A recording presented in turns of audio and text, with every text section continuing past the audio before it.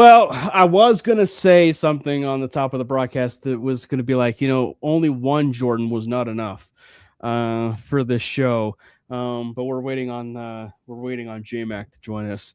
But no, we have an exciting show for you.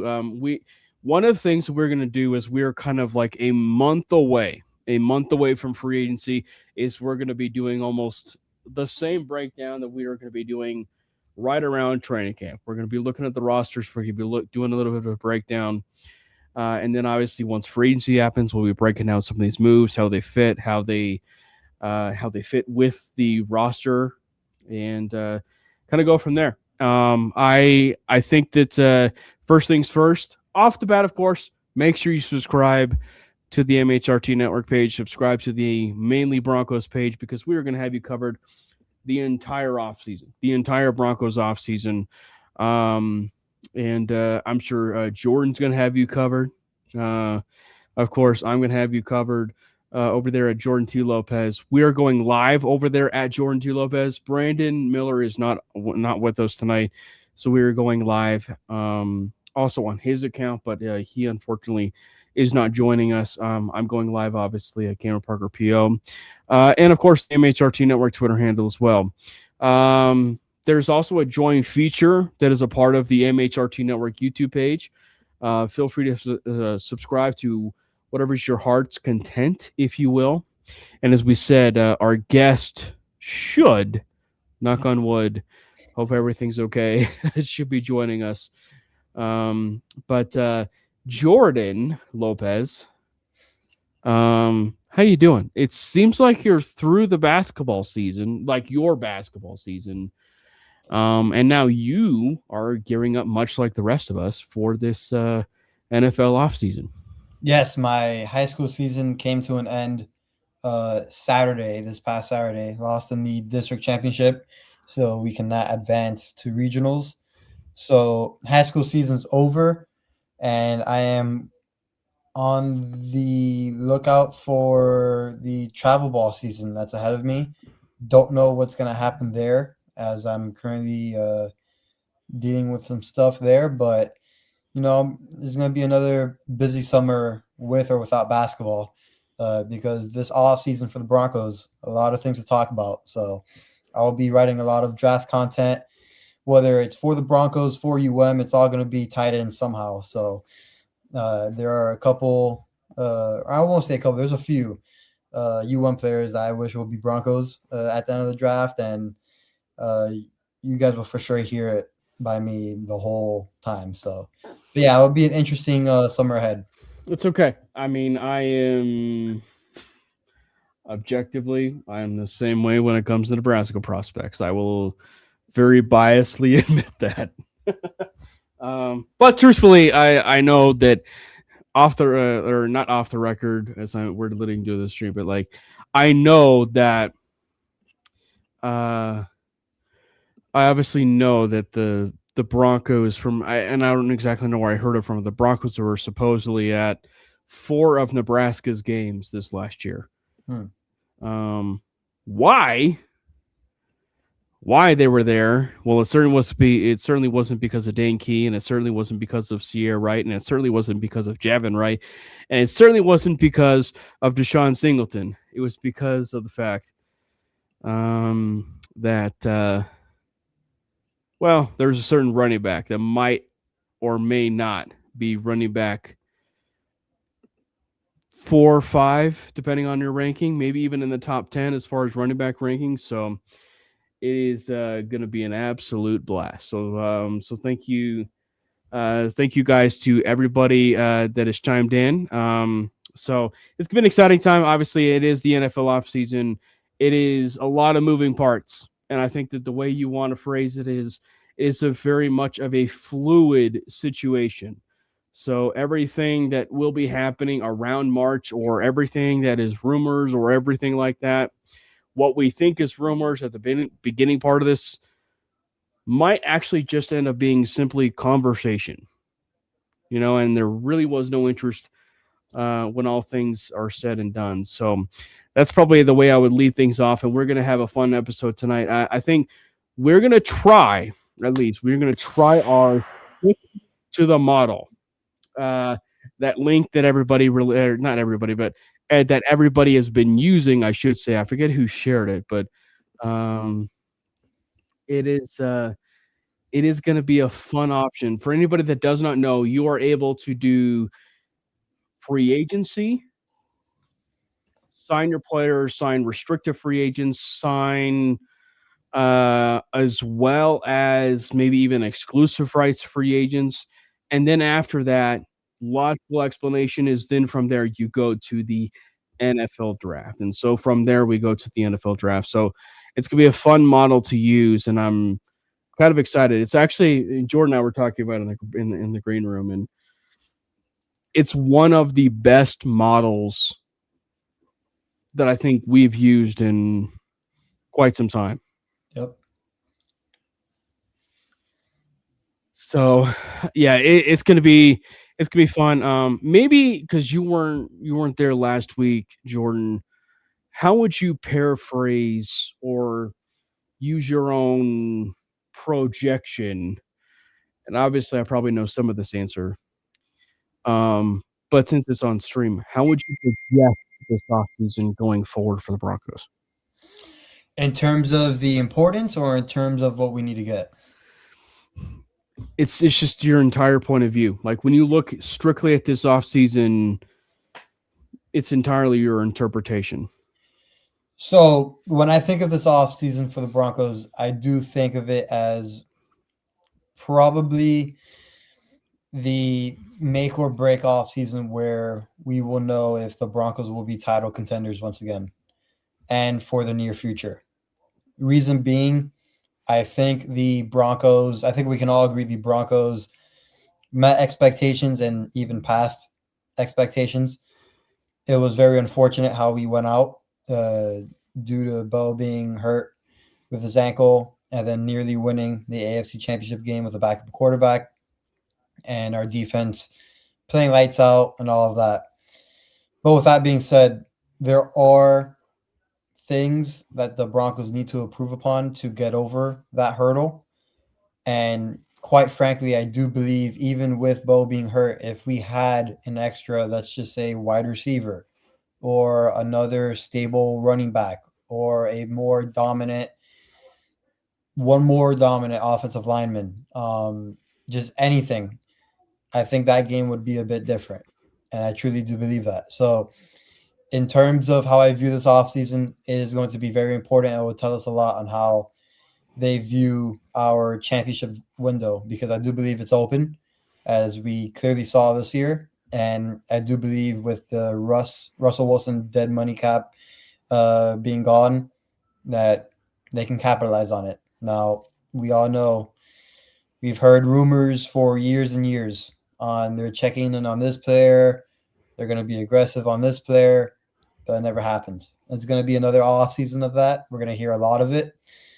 We just got to see their actions now.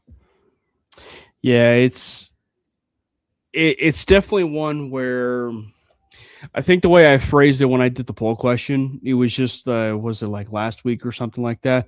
It was one where it was like they really do have a really good roster right now.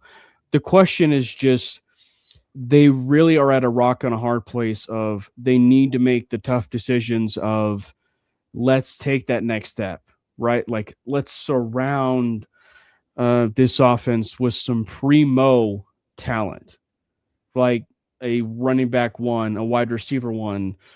You know, I know you specifically, and hopefully Jim can be able to join us, but um, it's one where it's just like, yeah, we've been a little bit critical of Cortland Sutton when it comes to this year, but we also know that there's a lot of things that he's been good at these last couple years.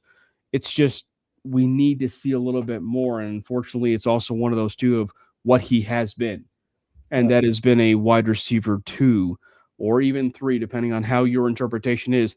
But unfortunately, he is not a wide receiver 1. And I also hope too, as Victory Lap even mentions, I hope that the AFC Championship game, for as much as it was a Debbie Downer from even a weather aspect and game aspect, I would hope that the AFC Championship game is a glimpse at the urgency the Broncos can at least have for going into this offseason.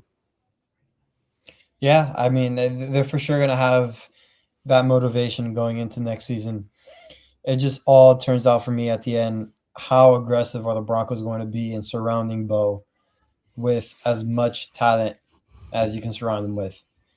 I listen, I understand that there have been some fan love between some of these players, but in order to get to that next step, and I think I even mentioned it on one of the episodes in the regular season, where when I look at this wide receiver room and I just look at the playmakers in general, I just can't see that group in the Super Bowl.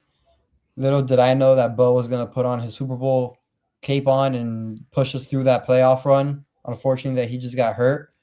But I don't think we can continually rely on Bo putting on that Superman cape and carrying the offense in crucial times. So I think this is the offseason where we finally get him some help and really make that next step. And it really isn't a matter of like that we weren't aggressive, right, in these last couple off seasons, because like there were some pretty necessary needs, right? Like there were some pretty necessary needs for this team moving forward, right? And I think that that's where it's kind of and Paul, friend of the program, really we love Paul. He chimes in, get Pitts. Like we'll see. We're gonna end up doing our free agency simulator, but it's like that's the rock on the hard place because it's like it isn't so much about Evan Ingram in a sense of like his talent level, right? Like he's a talented level tight end, if you will. They just never saw that. Maybe that is an Evan Ingram related thing, or maybe that was just because Peyton's scheme and offensive scheme is just a little bit harder to pick up than normal, right? Even Dre Greenlaw from a defensive side of things mentioned about how the defensive side for Vance was a little bit hard to grasp. And to a certain extent, when you're the first person kind of coming in, I can understand why it can be a little bit of an adjustment. The only part that is just a tad bit of cold water, if you will, and unfortunate to the Greenlaw news as well, Talanoa Hufanga was able to pick it up like that. So that's just kind of like the unfortunate thing. But I think that for that, as far as like moving on from Ingram, I'm not expecting them to move on from Ingram, but I know that some fans and for what they're expecting, if you do get to what Paul was mentioning there, if you do end up getting a Kyle Pitts, I don't see how both can coexist. I agree. And I know I'm gonna bring it up now. I don't know if Davis Webb being the new OC and possibly the new play caller changes. That's right. You things. were not there last week. Yeah, I don't know if that changes things now with Evan Ingram.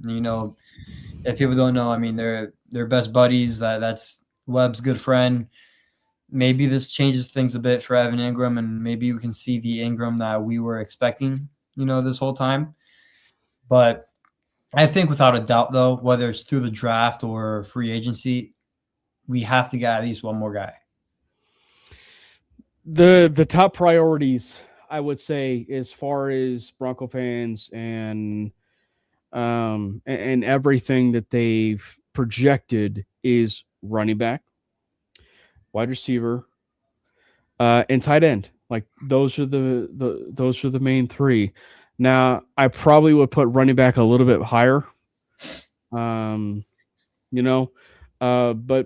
who's to say that wide receiver one is, going to end up being that issue? I just think that when you think of a running game, right, and they always say that running game is the most friendly when it comes to a quarterback. A friendly running game is paramount.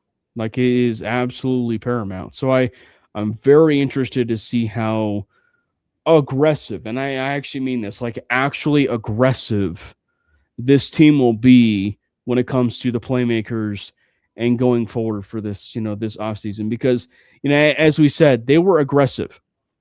they were aggressive when it came to this last offseason of making sure they were able to go get a safety. Maybe they were able to go get a linebacker and Dre Greenlaw. Yes, it was there was some risk involved, but there was also some high reward involved. And I do think we probably see some of that this year in 2026. But there was some risk involved. There was some risk involving J.K. Dobbins. So they clearly took some risk, at least like the beginning of taking risk. And I hope, and this point necessarily hasn't been brought up, Jordan, but I hope that those risks that they took at the beginning part of that, which is 2025, is one where it's like, okay, we took these risks. Let's not take some of these risks, in 2026. But I have to at least expect that was almost the appetizer for what's to come. Yes, I would agree with that, but that saying of you won't be disappointed if you have no expectations. I mean, I'm trying to go into this offseason expecting nothing, so I don't really get disappointed. But man, I need Denver to do something. I need Bo to have the proper playmakers with them going into the season. So I know you saw the poll question that I posed on social, and it was about a week. Really surprised with the results. And I know you're pro wide receiver, but where did you rank between wide receiver one, tight end one, running back one? When you looked at all three of them to kind of together, I assumed you voted for it, but like what did you vote for and why? I obviously put, I mean, I'm super biased when it comes to this, but I put wide receiver one. I Why? put I put that one because the inconsistency from that room and it hasn't just been for the 2 years that Bo has been here. It's been for the several years that we've been seeing something needs to change, and that room needs a rehauling, in my opinion. So whether that is a new wide receiver one or that is getting multiple guys in the room, it just needs fresh faces in there and new faces in there. So, and also we cannot go into the league this new season and lead the league in drops again. Yeah, that it just can't happen, especially with your young guy that continues to carry the offense. So that's why I have him at one.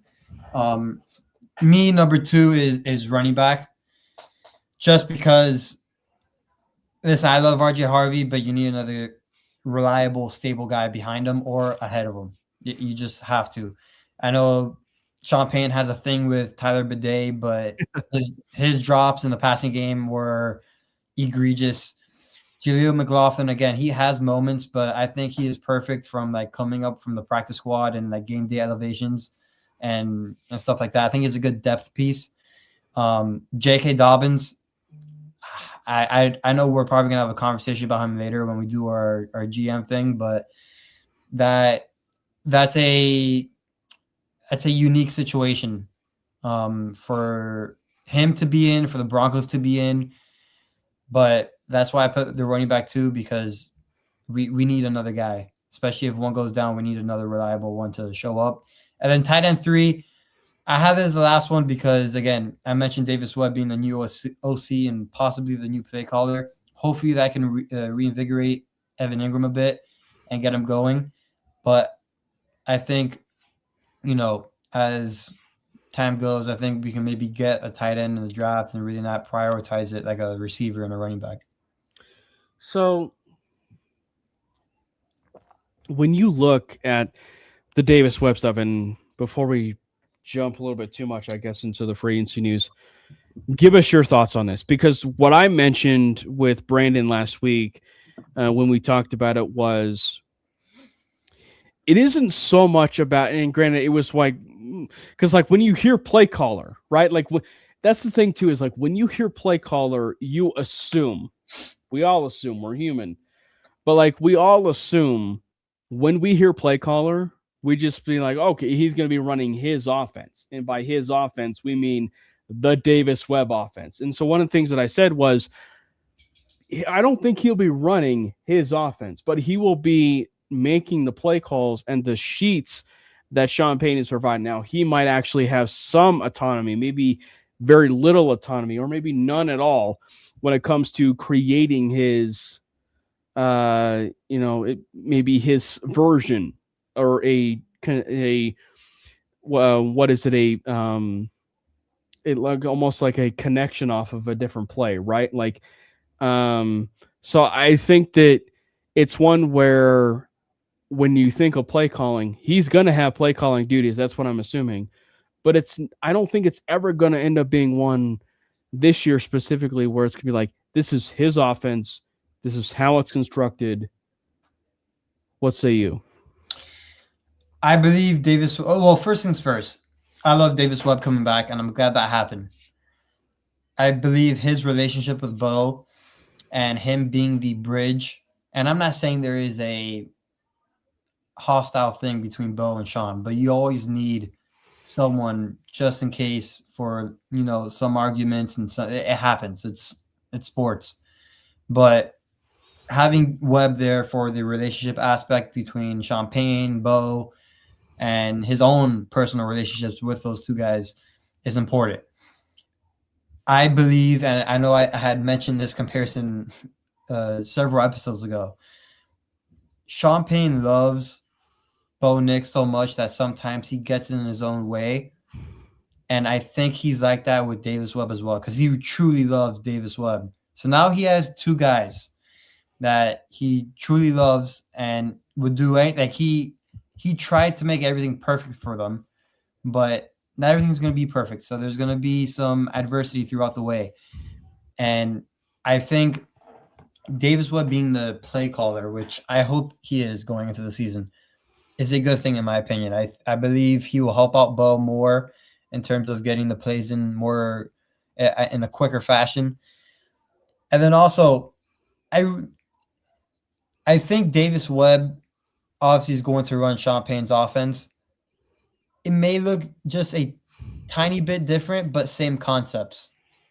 Which, again, I want Sean Payne to still be the play designer and stuff like. He's a great play designer. I mean, his schemes are second to none. I mean, the way he draws up things is brilliant. But in terms of play calling and sequencing them up, I would trust Davis Webb a little bit more on knowing what Bo wants to do, knowing what Bo's comfortable doing at certain aspects of the game, certain situations throughout the game. So I'm excited for Webb. I'm hoping it becomes official and he is the play caller. And I think Webb is going to have a little bit more say in the offense. Just my opinion. I think Payne respects him enough to where he'll have his input in the offense. It's not going to be an egregious change because I think at the end of the day, Davis Webb is going to be under Sean Payton's coaching tree whenever he does get a head coaching job. So some of the same philosophies and concepts are going to be through him. So and I bet Davis Webb loves some of the things that Sean Payton does offensively. Now there's certain concepts that you can do different formations or just in a different way. And I think Davis Webb can provide that with some creative stuff in the modern day football stuff. So I kind of like it and I'm excited for it. Yeah, and that was one of the things I touched on too, was because like we've had the conversation before when it comes to the what is it, the verbiage of the actual like play calls and getting it in, and when it helps to have and it isn't a matter of the fact of Bo has clearly taken in Sean Payton's system. It's evident of that. Like he's very much understood Sean Payton's system. Not a lot of people can say that. It's just about the verbiage, shortening the verbiage, and getting it from a person you trust in terms of Davis Webb, in terms of that. And that is invaluable. Like, and that is pretty valuable when you have something like that. So I think having that in terms of your ear, I think it's going to be very interesting. What's up, J-Man? So Brandon is actually, he is actually out of the country. He's actually out of the country right now. And so it is, fortunately, if you will, we'll hold it down. It is me and Jordan holding it down. We're supposed to have a guest tonight, and it's so hopefully he could be able to join. If not, that's okay. We'll be able to schedule it another time. But yeah, so Brandon is out of the country. I don't exactly know where he is. But yeah, he is out of the country, and I believe it's for work. Um, but I think that's the thing too, is just like, when we talked about is like, I want to ask you too, because like that's the other angle of this. That's kind of hard to ignore, Jordan. And it's, is there something about a, in air quotes, a coach in waiting with this? And don't get me wrong, you're in the Slack chat that I'm in. I've definitely not ignored it. Um, but it's one that I clearly look at the situation, and I look at the landscape of the jobs that are available, which were 10. That's a lot of jobs. Davis Webb did not take a job when there were jobs for 10 of them. And in 10 of them, also, that means that there were also 10 jobs that were going to potentially be offering offensive coordinator positions. He didn't take a single one. And 2 of those were from teams that I legitimately thought he was going to be leaving the Broncos, and that was the Bills and the Giants.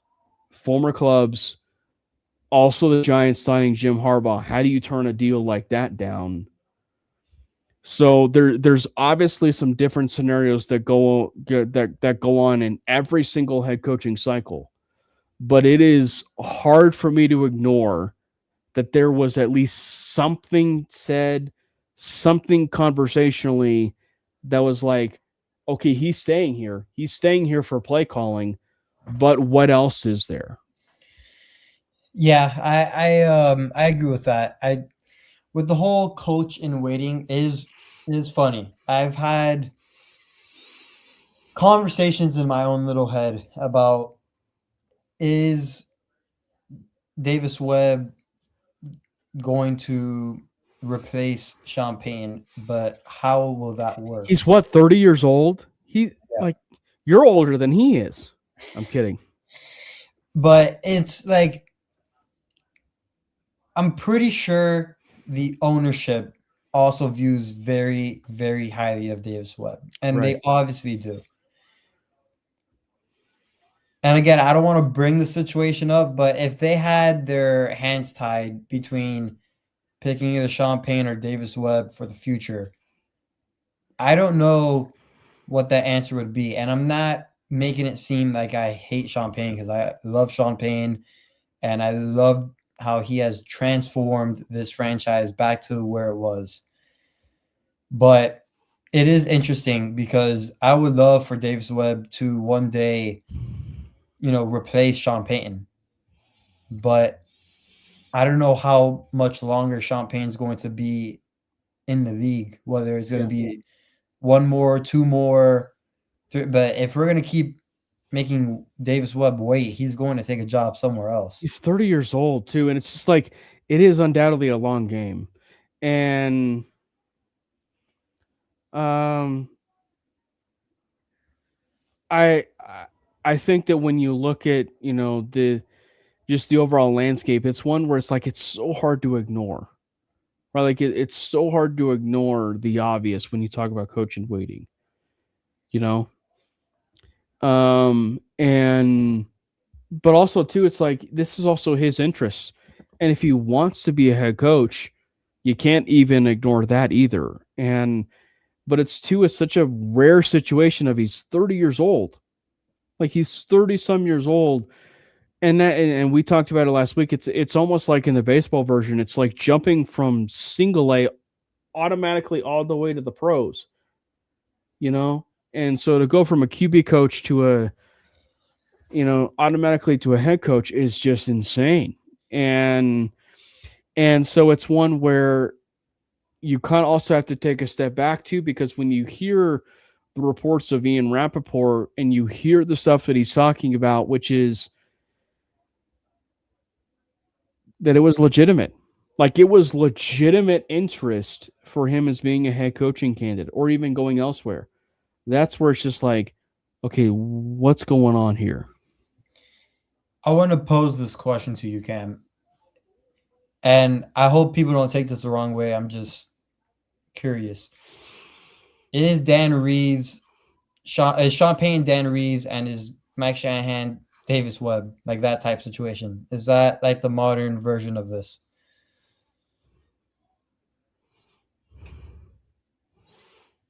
Go ahead, bud.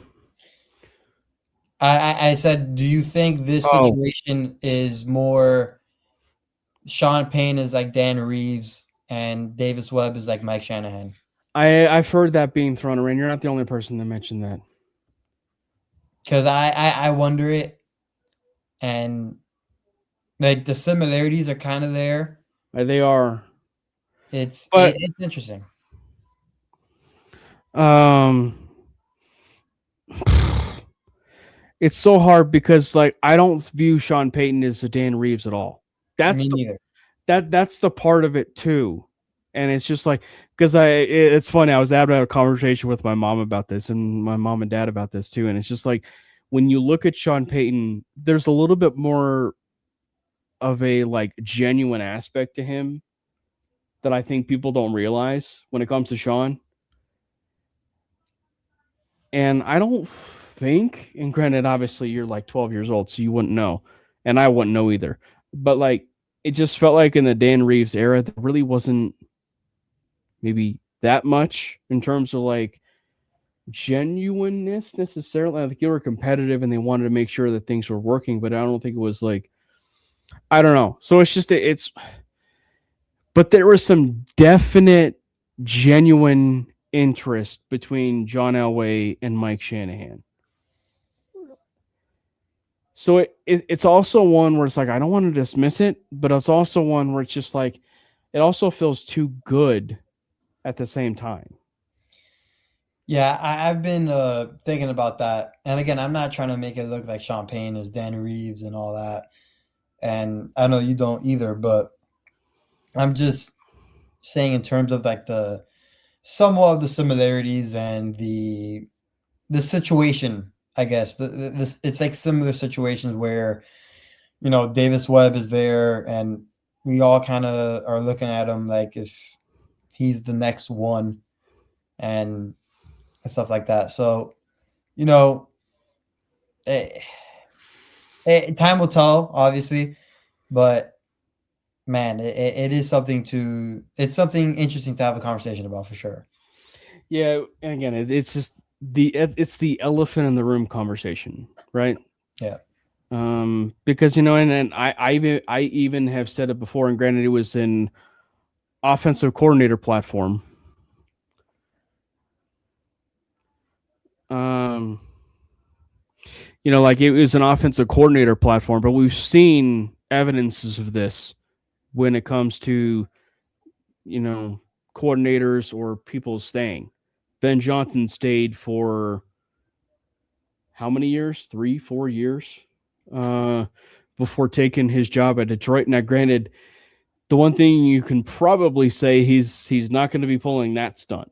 Davis Webb probably was not going to be pulling that stunt where, um, and so it's just one where it's like, what he joins the Raiders, and the only way that probably would work out in like 3 or 4 years is if Clint Kubiak didn't work out, which I guess is somewhat fitting, because it's the Raiders' job.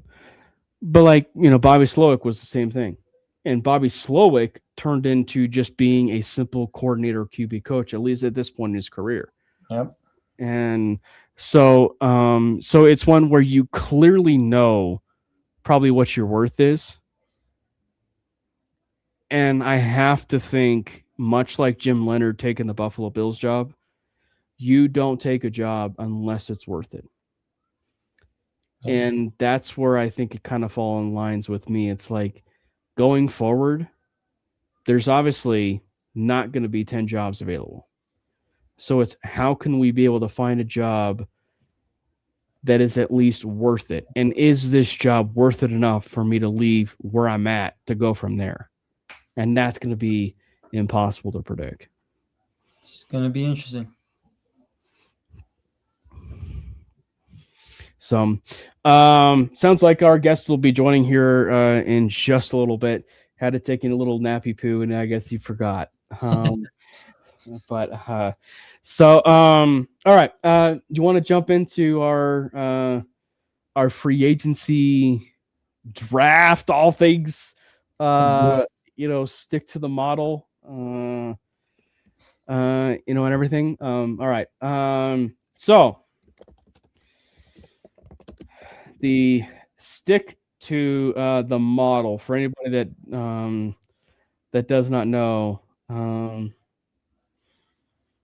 It is a free agency model. What's up, J Mac?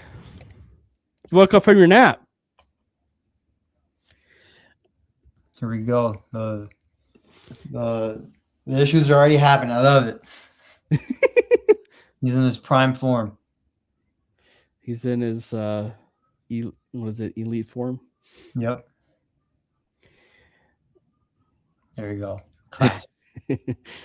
So for anybody that does not know, as we said, the stick to the model is a website that had been created about I want to say it was a week ago, Jordan. I want to say so. Yeah. J Mac, you ready? We can't hear you. Boy, struck down. But so anybody, the stick to the model is a website that was created last week, I believe, right? Jordan, it was created. I believe so. Yes. Yeah. And it's at least in the early days, you can actually, or the early stages, you can actually subscribe to it. Do we have you? Can you guys hear me? Yeah, we got you now. We got you now. It's okay. You woke up from your nap. You were a little bit later. You had to, prepare a little bit longer. It's okay. You joined the show. It's all good. Yeah, man. I'm sorry, man. I was mad, but I'm all.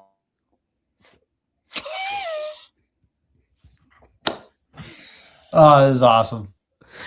This is awesome.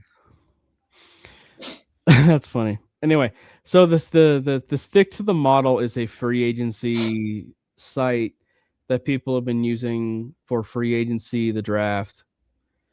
And the draft had been something that when you typically use models, you never really see models be attached to it. Because there had been a model that I had used was about like 8 years ago called Fanspeak that would add free agency to it. And it was one where it was like they never would add the draft to it, right? And so it's just like it was one where, okay, when you think of a whole off season, that's exactly what that is exactly what a whole off season is. So when you do something like a simulation like this, it makes total sense to add a actual off season model where you're a true GM. Yeah, I mean, just from the little time I've had to deal with it, it is a pretty cool program. I won't lie, and I'm glad there's something like this where we can play around with because my version of this is to do it on Madden, but obviously that is not realistic, and this is a bit more realistic. So, is it better, J-Mac? Is it better? It is better. Can you guys hear me? Can you guys see me? We can see you. We can hear you. What's going on, guys? It's going good. We're actually just talking about this new model that they created about a week ago, which was the stick to the model that everybody has been using, at least with social media and everything. And so I sent you the link, but I assume you've dabbled in it. Yes, I have. I've been using it like every day throughout the week. It's addicting. Kind of getting the hang of it and everything. Bro, isn't it though? No, it actually is very addicting. Like I love it because you can kind of it's like because usually before that I use Spot Track, I would just, you can restructure contracts and everything like that. But this one, you can like gauge the actual market value and adjust it. You can actually force more realistic things and stuff like that. And I love how you can go back, and it's really good. Right. I like it. I think the part that I think is underrated is the fact you can actually go back, free up more money if you need to ensure something else happens. For anybody that does not know, J-Mac obviously does a bunch of Broncos content, does a Broncos short form NFL content over there on Instagram. That's really where he's really been super, super popular. He was doing a show, I believe it was Orange Crush Hour, with Denver Trav. So yeah, he is definitely familiar with the podcast game, and so thanks for joining us, J-Mac. So before we go nitty gritty on this off-season simulator, J-Mac, you were jumping in a conversation that I think is a very obvious conversation with Broncos fans, and that is the Davis Webb conversation. Okay, it's the two-part question, the two-part obvious question. How much stock do you buy in calling plays? And whenever people say he's calling plays, they always assume, oh, he's calling his own offense. He's not calling his own offense. That's what we're all kind of assuming, And then obviously there's the other part of this that's attached to it, which is there some sort of coach in waiting aspect to this Davis Webb angle of him staying with the Broncos? I think so. I think Sean is a guy. I think he definitely has some up his sleeve with that. I think he wouldn't have brought. I don't think Davis Webb would have came back if he didn't get like a say in his offense. And honestly, we kind of need it. I don't want to. It's kind of like a slippery slope, right? You don't want to discredit Sean, but at the same time, you got to keep it real. And the real is Sean is great at culture building. He's changed his team around. He's great at roster construction. He's done a lot of good things for this offense in general. Like, I think the development of Bo Nix, he's had a great part of that. And I think the play calling that he's had has definitely been, it's been necessary, but it has been very conservative. And I think can be the guy to just kind of rip the Band-Aid off of Bo Nix, especially heading into year 3. Year 3 is the year that we see a lot of quarterbacks that MVP type jump, or just actually start getting to their groove of things. We start seeing the real version of them, and I think Davis Webb can definitely add that to this offense for sure, and definitely unlock a lot of the guys like Marvin Mims, maybe Evan Ingram. We got to see about that, but I definitely think it'll be a really good thing. And I'm not saying for him to take over the plays completely, but Sean is probably gonna have him weigh in at the start a little bit, and then just have him take off. I mean, instead of calling one drive in preseason, he'll call 2 drives in the preseason. Yeah, you know what I'm saying? Like I definitely think for like the first maybe month of the season, Sean will still call the plays. Davis Webb will be incorporated a little bit, and then you'll just see him just fully take off. Like, that's usually how Sean likes to run it. I think the other side of it too is, and granted, Jordan, we didn't actually say this too, is like it's also going to allow Sean to be the true CEO that we know he is. Oh yeah, and he's been like a true CEO type head coach for as long as we know, right? And so when you at least put the trust in something of Davis Webb, who in the trend of the NFL, which is like younger offensive minds, it matters. Like it matters in the strict form of even your development of your quarterback. And so it's going to also prolong your quarterback's life, and it's going to prolong your head coaching shelf as well, when you can kind of be that true CEO head coach that dabbles in this aspect, the defensive aspect, and even the special teams aspect. Yeah. Well, we'll for sure see, but like how J-Mac said, I think for sure Sean Payne has something up his sleeve, and I wouldn't doubt that Davis Webb knows something as well, and that's the reason why he came back. Well, and the other side of it too, right, is, as Victor Lab mentions, is Sean can easily just take it back like that. Yeah. So, all right. You guys ready to dive into this off-season simulation, which involves the draft and, of course, free agency? Let's do it. All right. Yeah, man. So for anybody that does not know, as we just said, this is the stick to the model simulation, which involves free agency. It involves in that free agency doing the franchise tag. It involves signing your restricted free agents, maybe extending some of your exclusive rights free agents. So it's gonna be definitely a fun model that we're going to be using for all intents and purposes the next month. As free agency is about a month and a day late, if you will, because in March 11th is like the beginning of free agency. So we're going to be using this a lot, probably as much as a mock draft, which a mock draft is included in this. So once the free agency is over with, we end up using a mock draft. So it's going to be a lot of fun. The stick to the model obviously shows you a grand total of what the salary cap room is available to for each team. Obviously, it's the Broncos.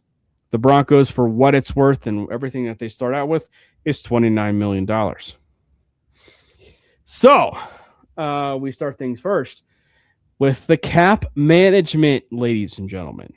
So Jordan and J-Mac. And also J-Mac, I probably should have let off with this.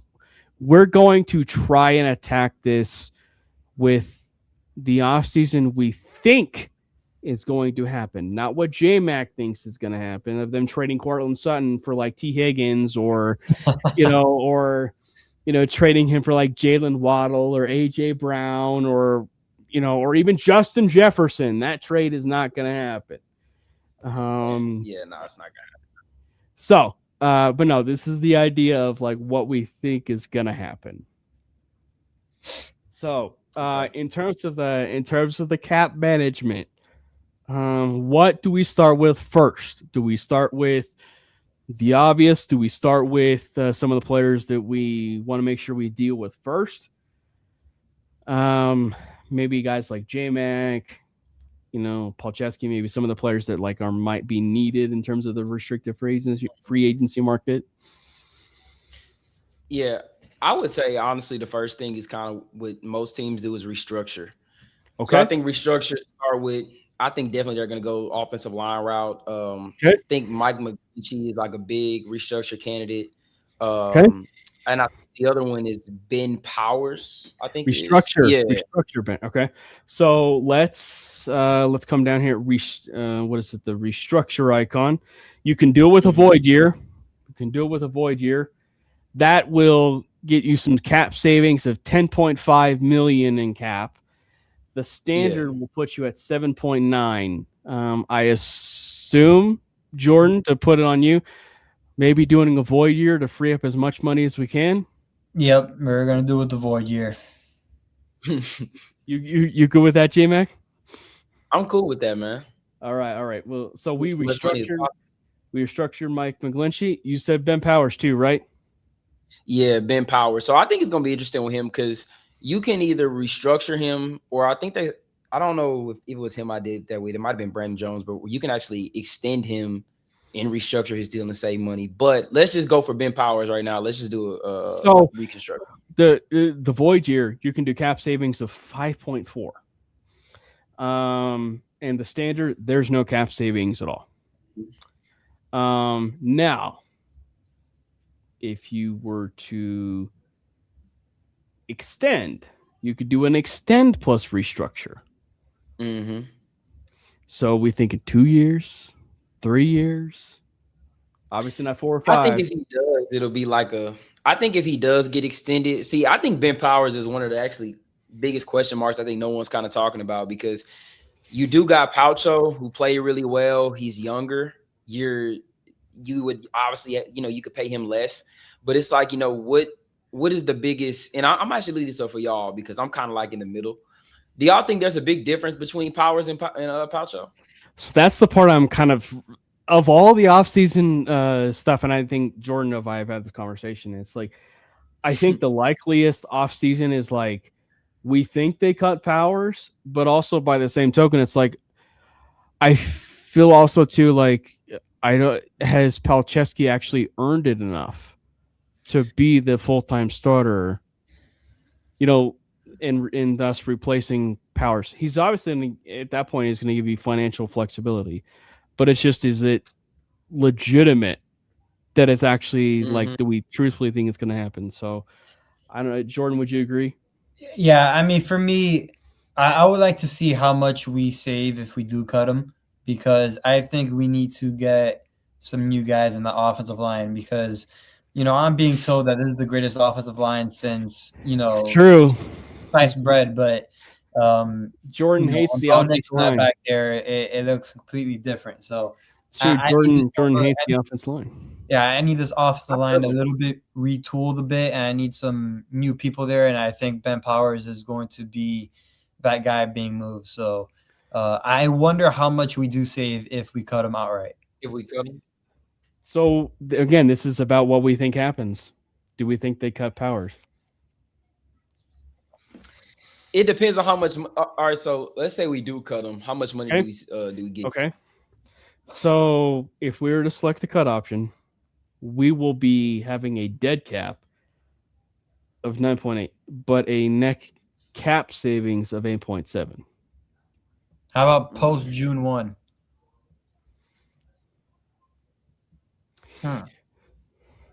5.4 in dead, 4.4, but the 2026 in cap savings is 13 mil.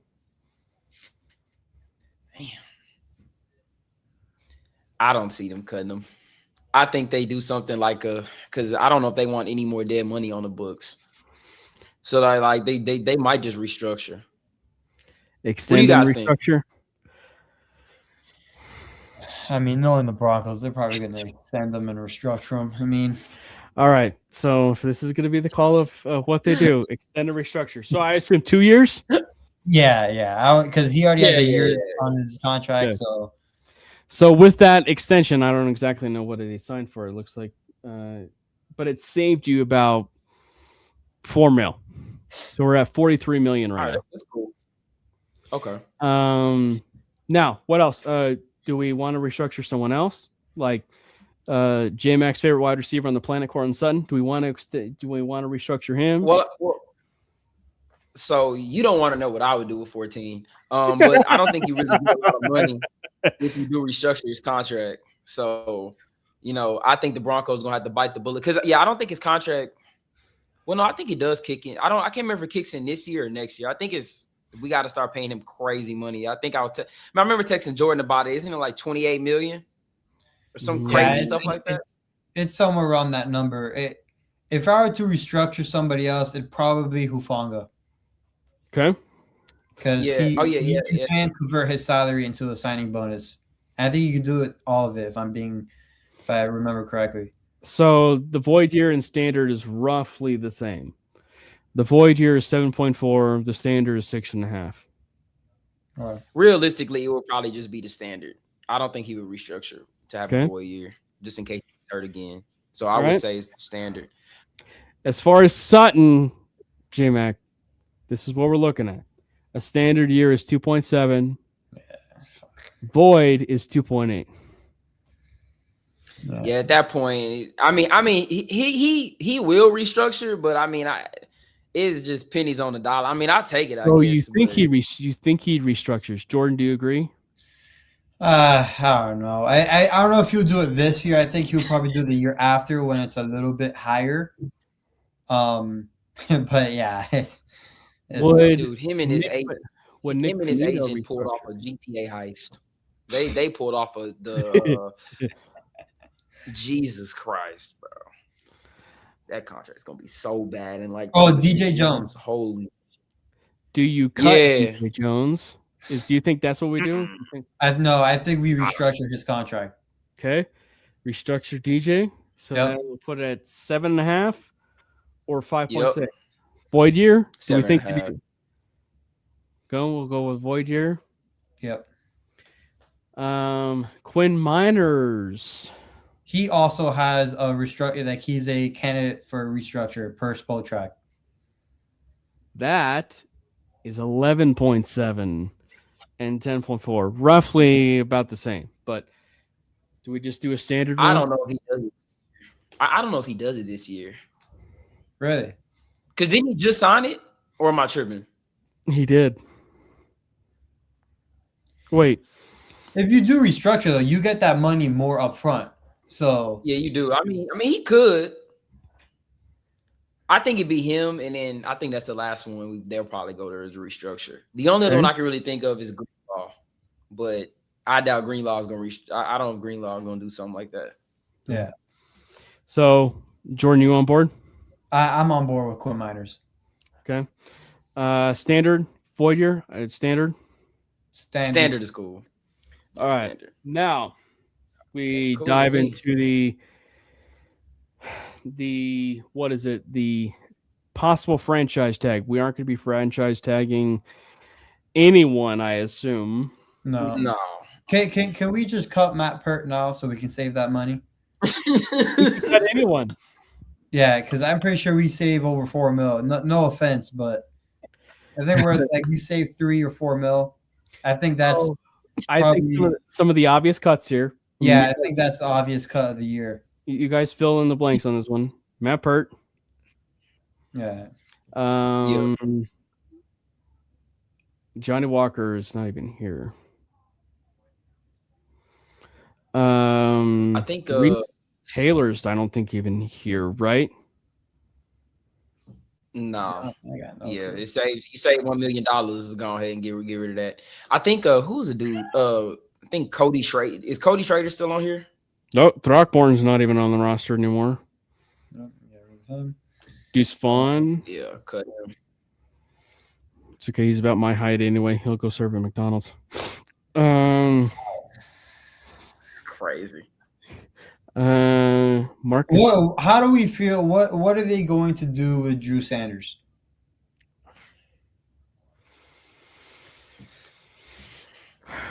Well, is he still on the contract?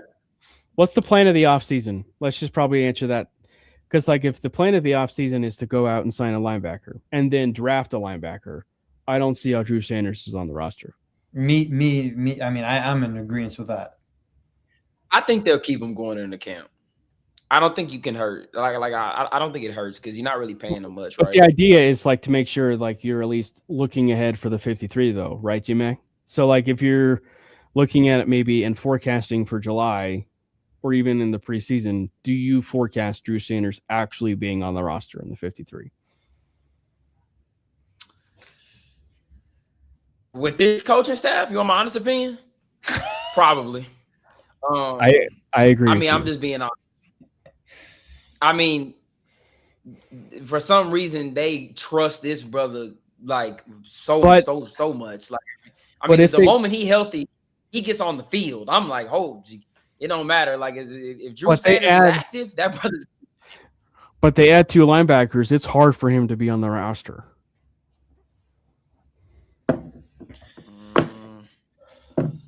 I'd say he'll be on there going technically 3. I was going to say technically 3 because you've got the draft. I assume they won't be. I should say they assume that they'll probably be. What is it? Keeping Alex Singleton. Sternad's probably going to sign elsewhere. Remember, this is what they're going to do. Yeah, I think they keep. I swear. Look, from what I've heard, it's looking like we keeping Greenlaw, but I'm gonna just put a note out there. If we cut Dre Greenlaw and re-sign Alex Singleton, I might end up saying some very slanderish comments. Because I'm gonna tell you right now, that is gonna be absolutely atrocious. I don't care, even if we bring in Devin Lloyd, dude. That's like I can't even think of a whole analogy to describe it. Like that's like you basically saved $2 million by cutting Drew Sanders right now.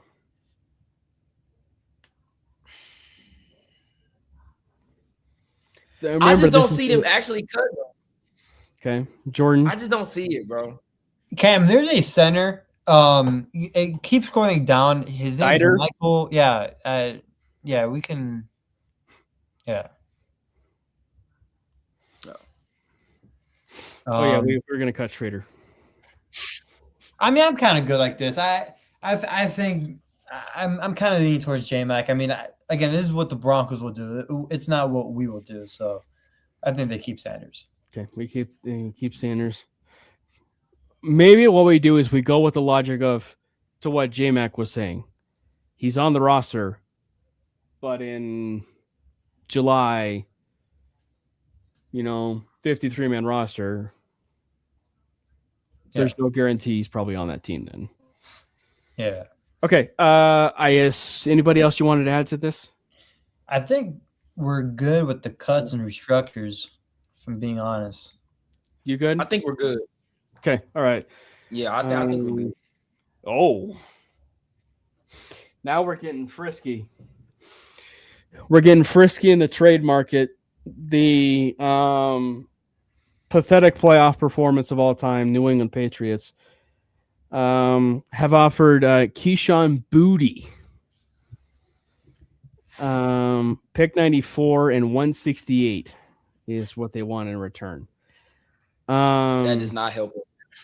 Dexter Lawrence. I mean, that's pick 6. I told you it was like insane, Jordan. Yeah, Dexter Lawrence. That's not gonna happen. That'll never happen. Ain't no way Harbaugh giving that man. Daxton Hill. That's a new one.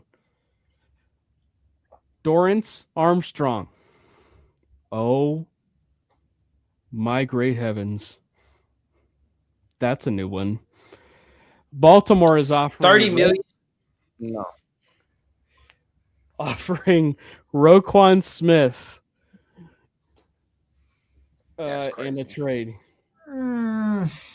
Jordan. $30 million is kind of crazy. 30 million is insane. Daniel Bellinger. This is a lot of trade offers. Holy crap. Daniel Bellinger. No. Low-key might be able to see that, but no. Alante Taylor. Nah, we don't need Davis Allen. No, I don't know. Now, if we do a trade, the only one I can really think of that's realistic at this moment is Waddle. And okay. I just don't the Broncos, they didn't want to trade it at the deadline, so I don't really see a difference in them. Like, I think it's just about if anything, it's about the draft capital. Yeah, I mean, but you never know. I mean, the Dolphins are doing a hell of a job over there. Haven't they hired Nathaniel Hackett and Kevin Patullo? So I mean, they got one hell of an offensive staff over there. So you never know. Like, they might think it's in their best interest to trade 17. So, but it's tough, bro. I don't know. I'm gonna say we can hold off on trades until we hear more. Why don't we actually talk to the person who's rather close, in air quotes, to the situation? Jordan, what are you hearing on or reading up on, if you will, down there? Well, Miami fans are really, really happy, and I mean this in the most sarcastic way possible, about Jeff Hafley, the new GM, and what's going on over there in Dolphins land. But again, with the Jaden Waddle stuff, we don't know what's going to happen. I'm assuming Waddle's not the biggest fan of the hirings as of late, just knowing their reputations.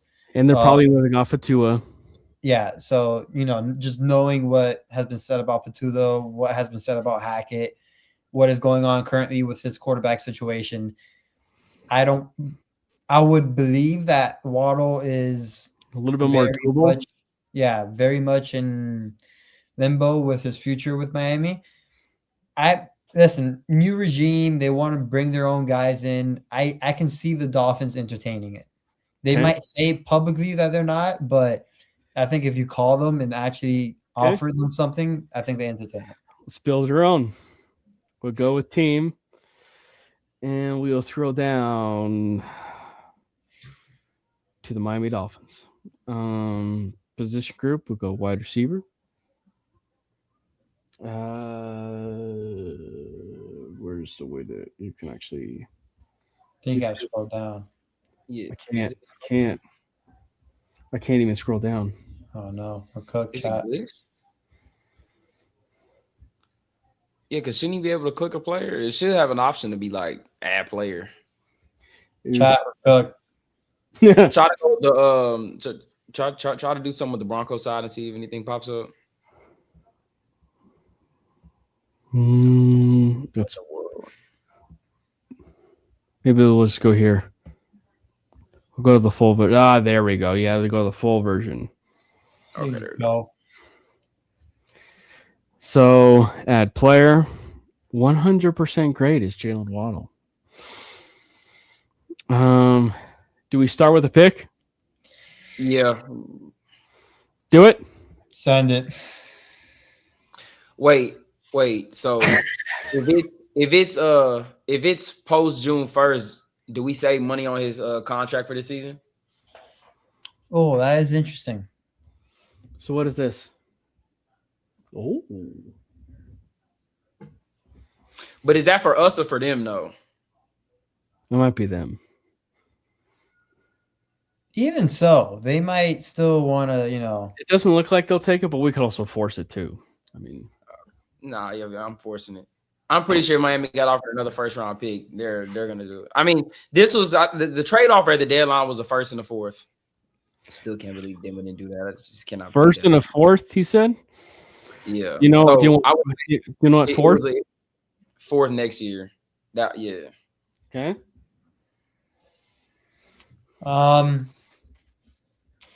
Jordan.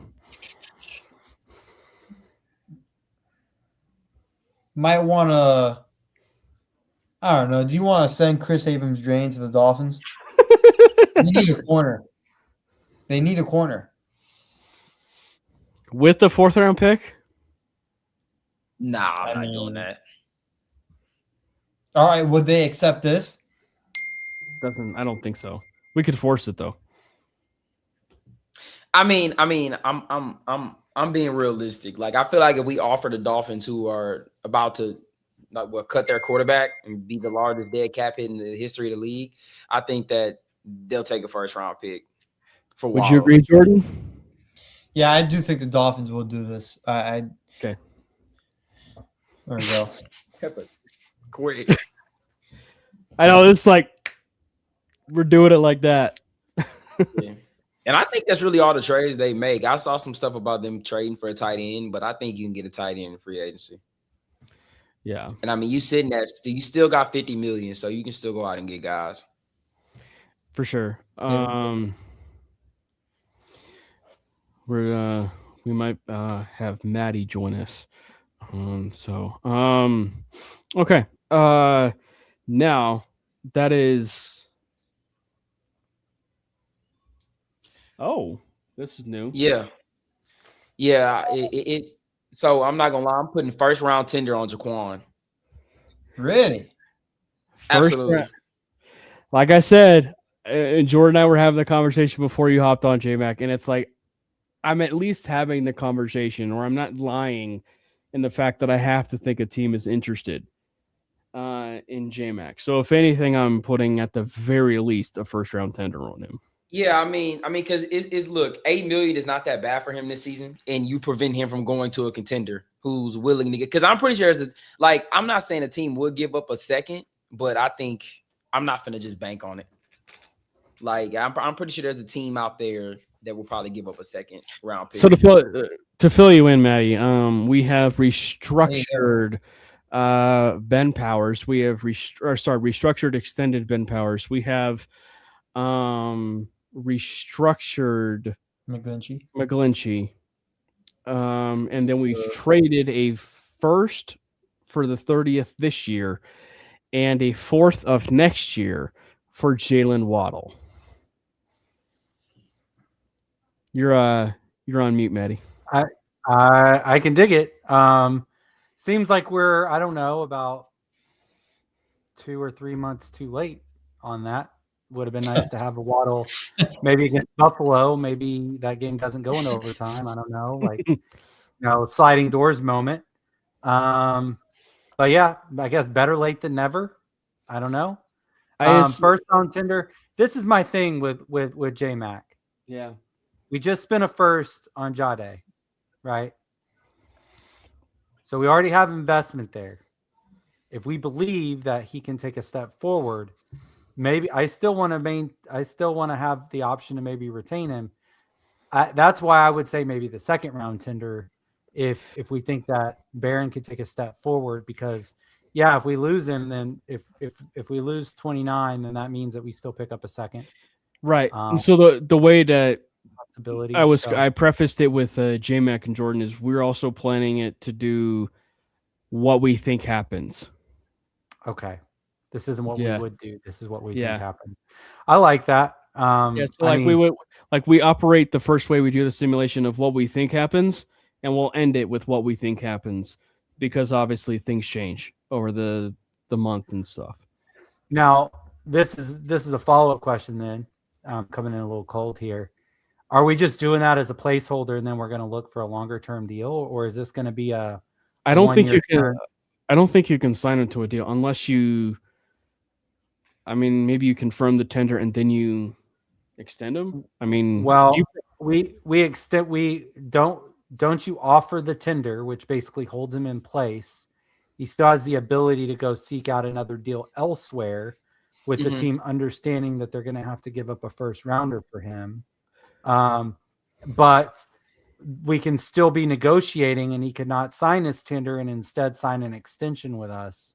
Is that what you guys want to do? Gives the team a little bit more leverage. That's the benefit of this, right? Is that what you guys want to do?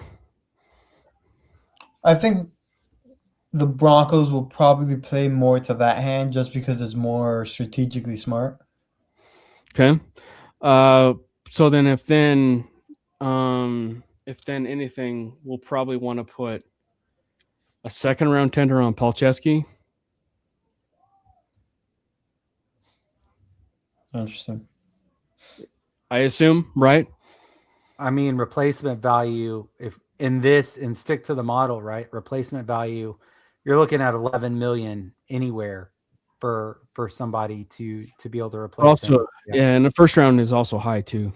That's way high. I think a second gets it done. Nobody's dropping a second for him. Those are the only ones. So confirm. J-Mac, you agree? Cool. All right. Yeah, I agree. So then here's your re-sign. There you go. We thinking 2. That's 32% above market. I say 3 because he's 26. He's earned it at this point. He's been out probably what Clutch's defensive player. $9 million a year. I think that's cool. I think he'd get $9 million a year.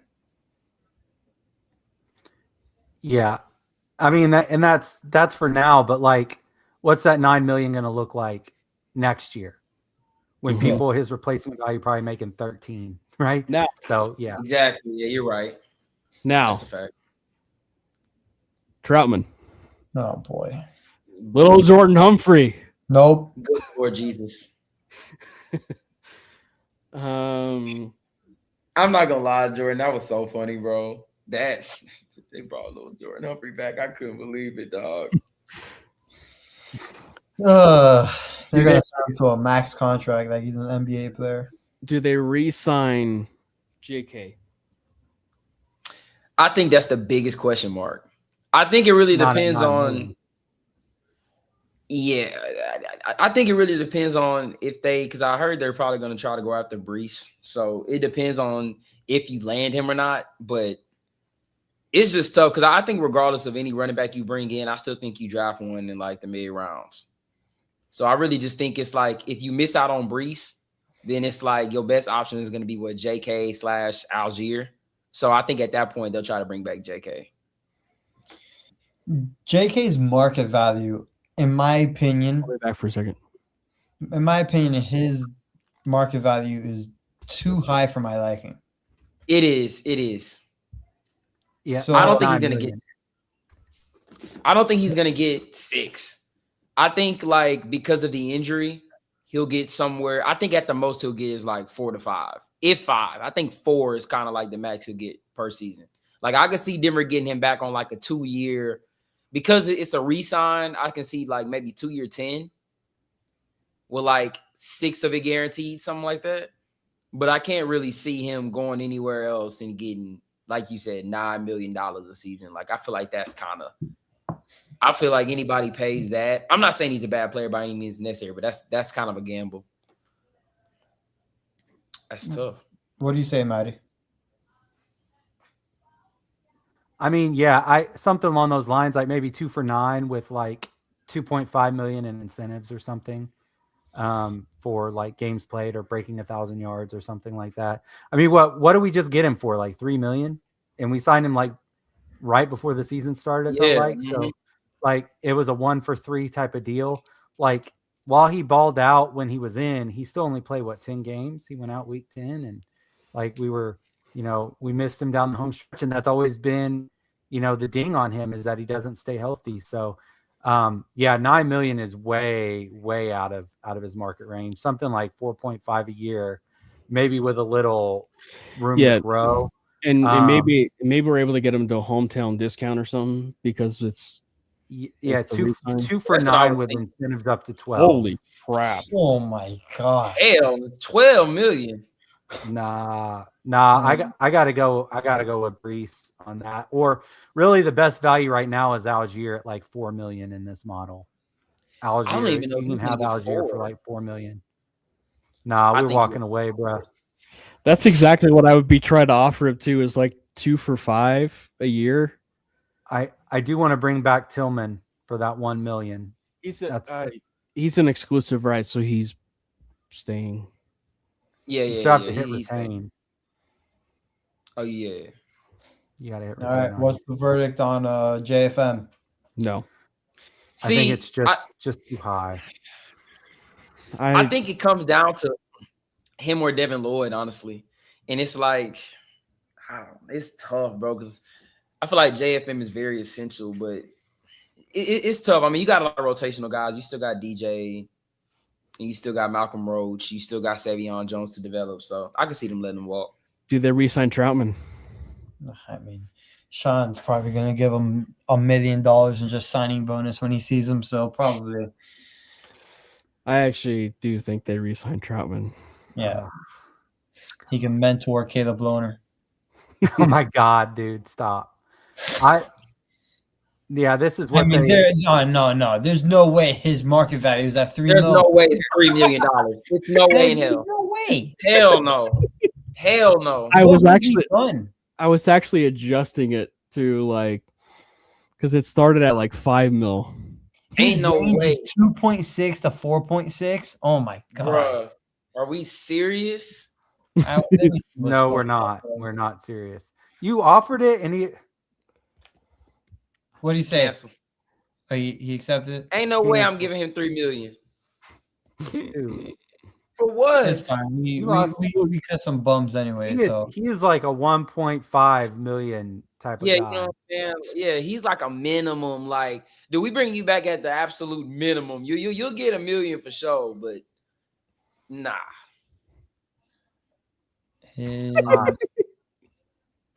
We'll just force it because I think he's kidding. I think he's staying.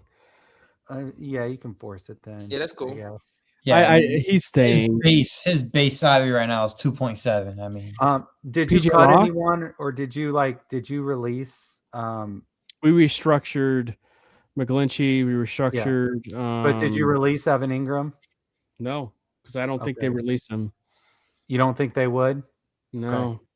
Nah, I don't see them doing that. I mean, so did y'all talk about Musgrave at all? No, I mean, we didn't do a trade for it, but no. So there was a rumor that we were in on him before the Tucker Kraft, injury. That shows that they were looking to add a tight end. So they're certainly going to add one this offseason. Oh, I think whether Evan Ingram's in the building or not, they're going to be adding a tight end. Yeah. So we'll be signing a tight end here real soon. Yeah. I was just saying, like, if we were going if we knew we wanted oh God. No, but yeah, we'll probably look a little bit more. Does that say 7.2 for Justin Strnad? It actually says 10.7. Well, that's the middle of the range. That's the middle of the range. So wow, I didn't know he was a perennial All-Pro. PJ Locke is best inside linebacker. PJ Locke is 1.4. I think Yeah, I think that's It's actually Yeah, low. you could bring him back on the 2-year. Honestly, I would say like 2 year. Oh, Look at that's that 1 fine. year. 1 year. Yeah, 1 year, 1.5. It'll be 30 after that. So that's not What too else bad. is? Yeah, who else is? Adam Prentice. Devon Key. Oh go ahead yeah, and you retain got to him. bring Key back. Retain. He's exclusive. Yeah. Nope. Can go. Uh-oh. Singleton's actually decent value. Not at 6. Wow, they changed that because I did this earlier today and I got Singleton for like 3.5. So 2? Ain't no way I'm giving him 6 season. There's no way. 3 No, years? No, 2 for 5. 2 for 5 a year. That's 2 for 10. So Yeah. I would save that and just go get, especially if you're keeping Greenlaw, I'd use that 5 million and go get an Ellis or get a Dean or something. I think the Broncos are going to re-sign this guy. Same. Bro, like Gee, makes me so mad, bro. Like I think they do. I just think they re-sign him. I agree. Unfortunately, five? another unfortunate 5 Yeah, years. 5. 5. I mean, 5 million. I could see them doing 1 year, 5 million. Oh, So do we do that and still try to bring in a Dean? Still try to bring in an It, Ellis? actually, it says his market value is 3 for 6 a year. bro, if somebody signs him to a 3-year, 18 million, that'll be the funniest thing I think I've seen in a while, for sure. Mercedes Lewis. I say, Hell no. No. Mercedes paid Lewis grade. is about to pull Social Security anyway, so we don't need that. So this is just a little sidebar. Depending on what they do with free agency, like if they actually bring J.K. Dobbins back, I have a hard time seeing Jaleel on the roster also. I have a hard time seeing it regardless. Oh, let's go down to the nitty gritty down there. Let's go. Let's talk about it. Where's the positions? To the right. No, To the right. scroll up. Oh, yeah, yeah, over. yeah. No, your search for free agents bar to the right of that where it says all with the drop down. No. That's where your positions are. Cool. All right, so what position are we going to look to first? Running I'd back. I'd say tight end. Tight end. Overruled by tight end. Look at Devin Bush's value. That's broken. Dallas Goedert. So the way that I would just say it is based on Damn. the way I'd say it about the tight end market is I have this feeling that the Broncos will come away with one of the 3. Goddard, Njoku, or Kate Otten. Which, by the way, where did David Njoku go? Right here, baby. Right here. So we are. I Gonna don't know see why we want David Njoku, bro. I'm gonna be honest. I don't know why we want him, bro. Y'all gonna have to give me reason to be behind that. Well, because you went to this establishment. So Sean Payne knows how to make these tight ends great. who do we think the Broncos sign? Is it a Goddard? I think Likely's a sleeper. Okay. But How much is his market? But I think the thing there is if they sign Likely, J-Mac, they have to cut Ingram. They do. Because he doesn't play in line enough. Mm-hmm. Yeah. I'm not saying it's the wrong decision. It's just it's one where it's like Keep scrolling down. because it's the same thing for Kyle Pitts, right? Like if you sign Kyle Pitts, it's really hard to see Evan Ingram on the roster. There he is. 9.3. And I will say the best bang for your buck tight end is Zach Ertz. Well, frankly. he got banged. Tore his knee up, right? He got air casted. But I mean, oh, that's right. He got his ace. He got his the He ACL. might be donezo forever. His knee was facing the other way. Bellinger. There's your Jack Tongs. Hey, so let me Jake talk Tongs. about it for a minute. When Kittle went out, I know we're laughing a little bit, but like when Kittle went out, they still have production at tight end because of that guy.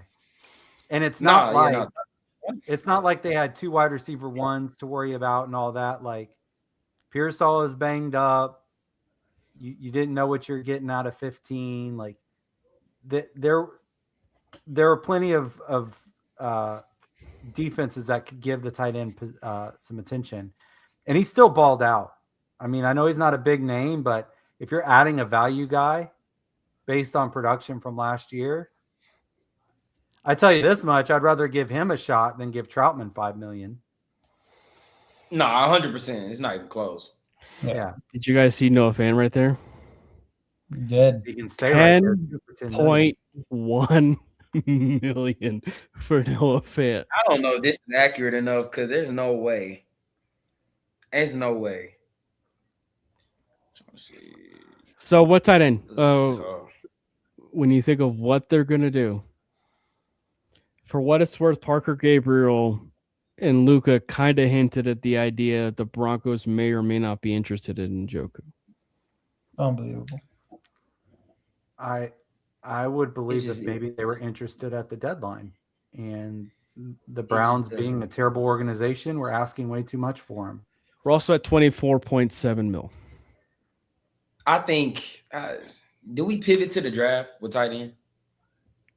I don't know. We might have to. I mean, who would you, it's going to come down to who would you rather sign, David Njoku or Breece Hall?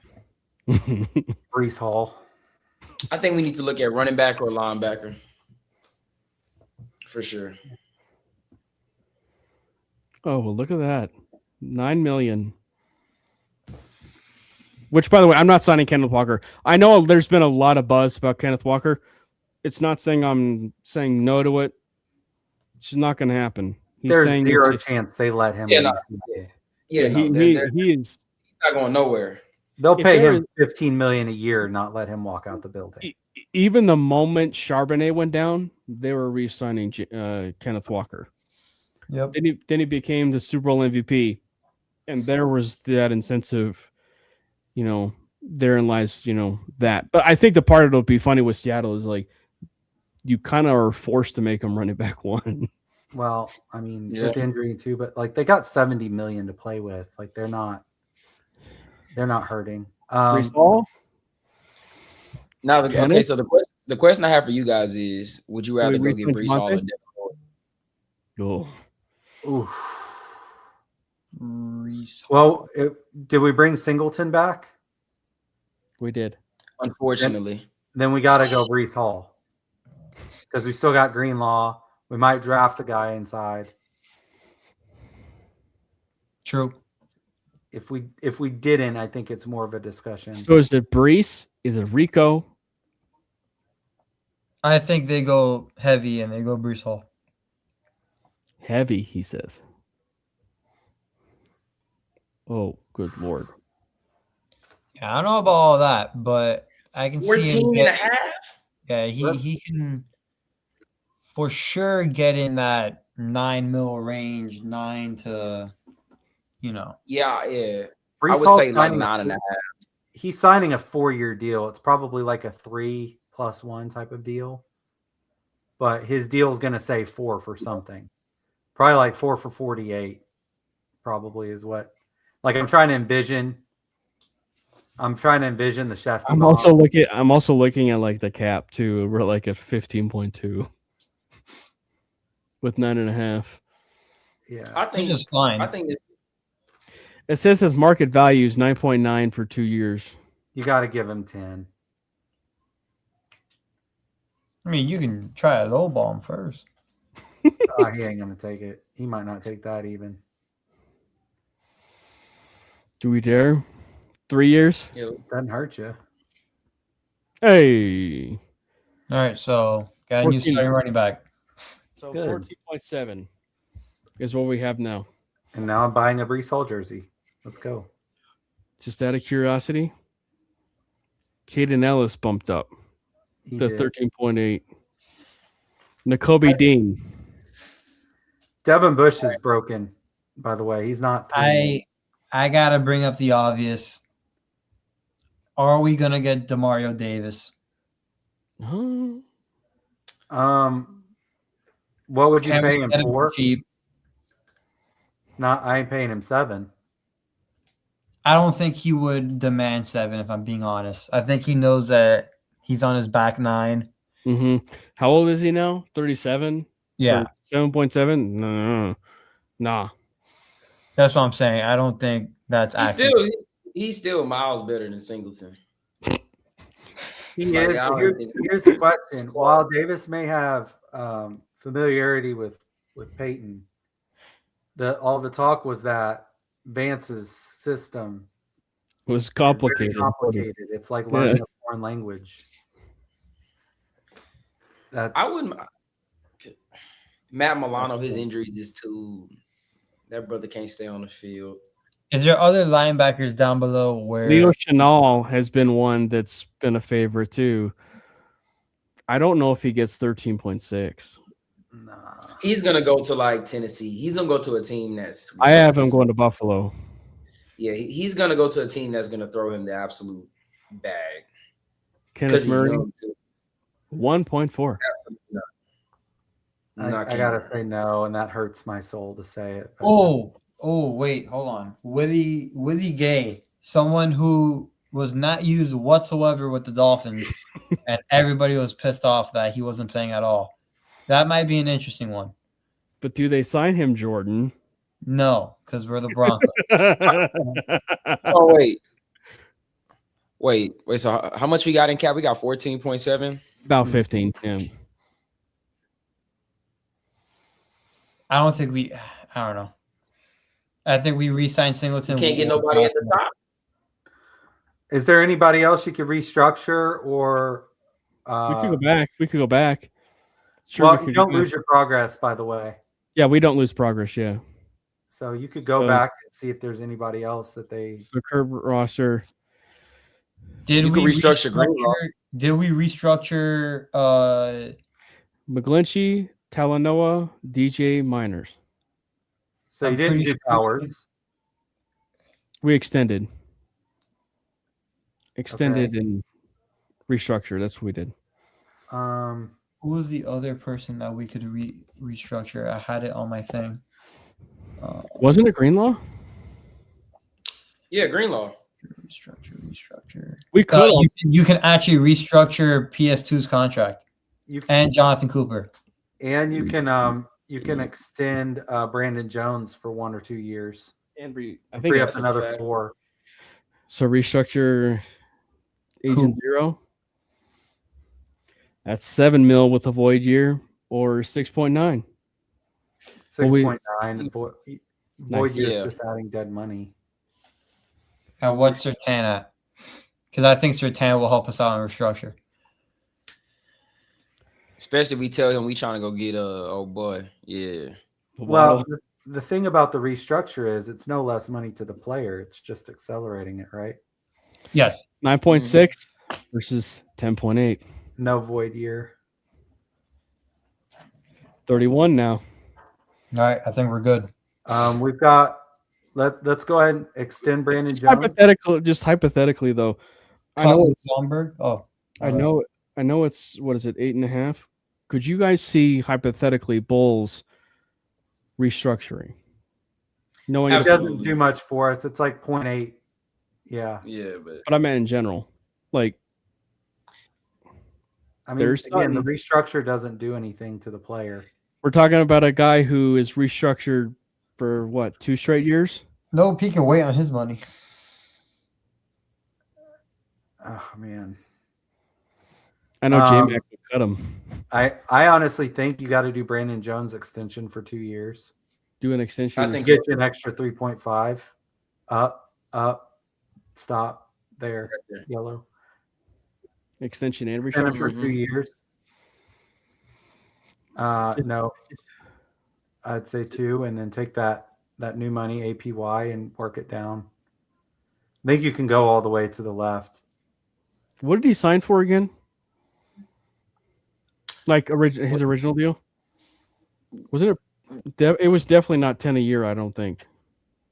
I can look it up. Let me see.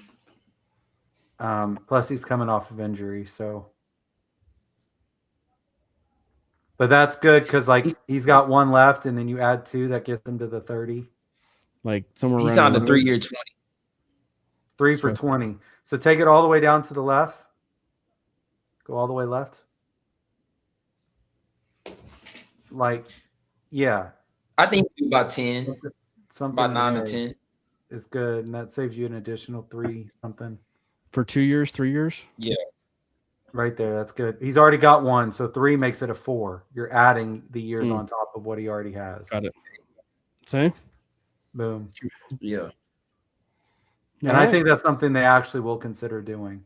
We saw how important he was. I think so too. Do they cut DJ Jones? No. No. They just paid him too. I know we restructured him, And he was good. Yeah, we already restructured him too. So we're good. all right. All right, real quick. Go release Elijah Moore. You're saving $2 million. That's right. He didn't sign a futures contract. I forgot about that. Where'd he go? Slow down. You were on him. His name is so short. It escaped me. And you can cut Drew Sanders. There we go. I don't think we cut Drew Sanders. At least for not right now. All right, let's accelerate this. Let's go Right. next. 35.3. See, Now. we got more room to work now. Devin Lloyd.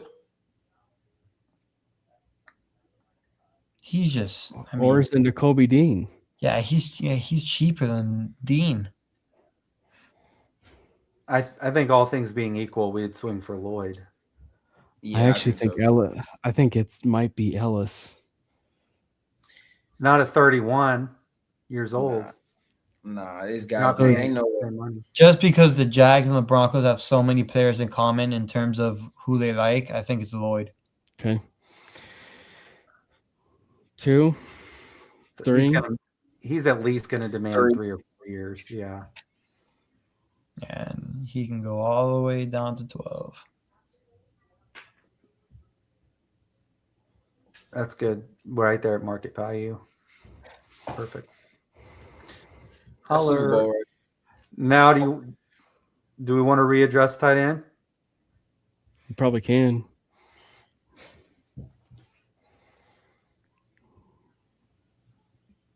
There's Njoku. Let's get him. Oh my god, I think we entertain it. dude! I just don't really see a big difference between him and Ingram. To be honest, I just really don't. Njoku has way more blocking though. He's good in the run blocking for sure. Yeah. Keep in mind they played Njoku in tight. So they played Njoku and Fannin a ton together. They put Fannin in the backfield. They put Fannin in the slot. They played Njoku in tight mostly last year. He was actually asked to stay in and block to help out Gabriel and stuff. So This also allows you to draft a tight end too, J-Mac. yeah, an Ingram replacement. Yeah. I mean, it looks like I'm outvoted here. So, Well, who would for the money? Who would you prefer? Well, again, this is what we think happens though. I think if you keep Ingram because he's kind of not on necessarily a bad deal. I mean, I don't think Goddard is going to get what they got him at. I think what they got him at was $16 million a season. I don't think there's no shot he gets that. I think that's the direction they go, or I think they go young.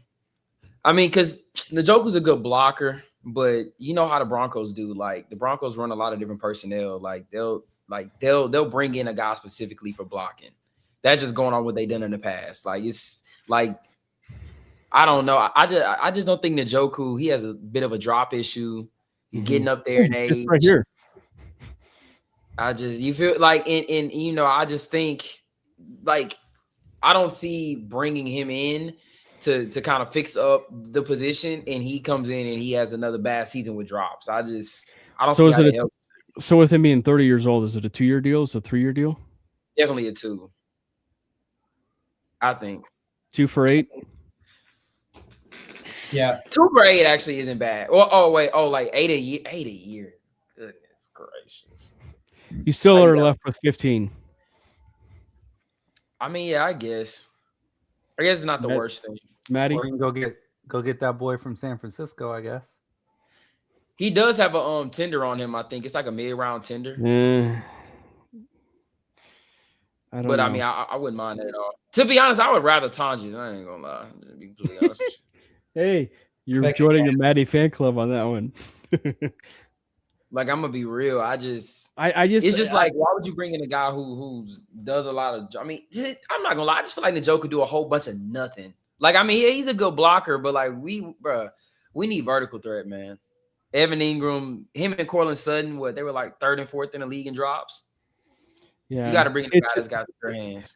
It's just really hard for me to ignore. Maybe what we do is we could force. Like, I actually don't. Truthfully, I don't see Kate Otten signing for 14 a year. Yeah, that's I don't crazy. see Tampa letting Kate Otten get out the building with how much Baker relied on him. Because the other one would be sneaky too. Would be Chig Iwonko. Guys, I think we're overthinking it. You just want your Miami boy. The Broncos are gonna. Do you think? Okay? If we being realistic, I honestly think the Broncos might go get David Njoku. So I guess you could do it. I'm just not the biggest David. Like, I don't think that's the saving grace for the tight end. Jesus Christ. And he the type of dude, but he gonna want to get paid too. Like, We can force it though, yeah, so it's I mean, too free. Yeah. So 14 15. million. Let's see. We already got a linebacker, right? Yep, we got linebacker, tight end, and running back. All right. Now, Well, we got 15 mil. do we get frisky and we sign Wan'Dale Robinson? No. I'm kidding. Nah. Got to I remember will- we already did the trade. I know. I will say though, Wan'Dale, bias aside and everything else, I am very interested in him. Just as far as the overall Broncos interest, Davis Webb interest. You know, I agree. I'm very curious about him. Can you scroll down just so I can see who's available? Christian Well- Kirk is the best value guy. I swear here. we get there. If He's the like- Broncos ever pick. There he is right there. He's like There he is 4 right million. there. There he is right there. Juwan Jennings. Sean Payton, wide receiver in the lab. Steroid version of little Jordan Humphrey. Oh my god. It's not the biggest compliment. Oh dang, Christian Kirk went up. So they're changing this model like Gabe Davis. hour. Or as the social media account put it. For him. Oh, Yeah, that's interesting. They're But not the letting thing him is, up though, for them either. I don't really see them adding a wide receiver in the market unless you. the wide receiver draft class actually is really nice. Yeah, I don't think they get one in free agency. I just don't it's like if the Broncos went out and got Grandpa Evans, I might lose my mind. All right, let's get to drafting. I'm The last thing to address is JFM. Do we recircle back on him? No. Yeah, that's what I was thinking too. Dang, man, y'all just let him go. I won't let him go. I just think the Broncos are gonna let him go. They I wouldn't just- pay him bro, the 13 million I'm if gonna they be got honest, it. he's a huge part of why we were I as agree. good as we were in the passer. I think that's gonna be tough. I agree. I mean, to be honest, I think a lot of people thought we were gonna let DJ Jones walk, and the Broncos got him. Got This is that deal true. done. This is true. I could very well much see them doing it because I mean, we talking about 7.5 sacks, and you got to factor in what teams have the most cap. Like the Chargers can go get him, the Seahawks can go get him. It's like, bro, like, do you want to let him hit that market and he go to the Chargers and take their defense from what one of the top ones to maybe the best? Like, I don't know. I get it. It's the way that the nature of like you looking at the tea leaves. It does not sound like he's back at all. You know what I mean? Yeah, it's gonna be tough. On I social, just it hope he didn't don't sound go- like he slammed the door, though. I think he's just Mm-mm. playing the very like open door fan perspective though. But I think we also, I think too, it's like Wama Razarike, you got to give him some flowers on that because he played pretty well for a little bit more of an enlarged role this last year. And so if there was probably anyone that's going to be taking some of those snaps, it would be a Wazirike and not necessarily a Savion Jones. But I also think they do. So I also think they do attack the D line in the draft as well. are you betting on a Wazirike then? Pun intended. Sorry, too soon. Sorry. So do we go to the draft? Yes, we're going to the draft. Okay. I guess so. I still think they would circle back with JFM here. See if I they can don't- get him for a 3 for 30 type of deal with incentives. But All right. Well, so for anybody that is still on the stream here, we're doing a draft, which is included with this. Something on note, it is only this current year, 2026, and then 2027, not 2028, 2029, etc. So let's get started. that's wild that teams are going to be able to potentially trade 5 years. worth of 5 years. capital. And by the way, to recap, I mean, it's gonna hit that crack when we trade 5 first-round picks for Jeremiah Smith, and I won't have any regrets about it. Ah, by the way, and just to recap, the Broncos do not have a first round pick. They do not have pick 30 because they've sent pick 30 to the Miami Dolphins for Jalen Waddle. You're damn right. Bain went to the Jets. Bane and now Noah back-to-back. I mean, I could shed a tear. Who did the Chiefs draft? I mean, has no one picked You know- up Mesidor yet? What the hell? you know you can speed this up. a Oh, little. Chris Braswell went that early? What? Yeah, he's getting a lot of first round buzz. Jeez. Zachariah Branch is somebody I'm interested in. That's a yak machine. Okay. Pick 62. Oh my gosh. Wait, no, don't you do it. Don't you do it. I know exactly the name you're looking at, Jordan. Don't you do it. We're not taking Keontae Scott.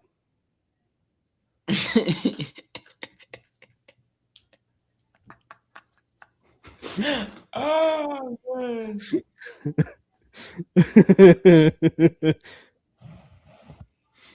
You gonna have to live with it, bro. So, with pick 62, and we've gotten a wide receiver, we've gotten Brees Hall, we got David Njoku. It almost seems like linebacker, tight end, maybe. I Maybe. think that Peyton, the George variety, would be interested in maybe recouping some capital that he gave up. There's also trade. That tends to be in his wheelhouse. That deal with Houston's pretty attractive. There's also a future pick involved with the Saints, who we all know is very much more than willing to help us out. I like how they have the value to the right, so it's 100% value, 117% of the value on our side. But I think Houston at 122 is the way to go.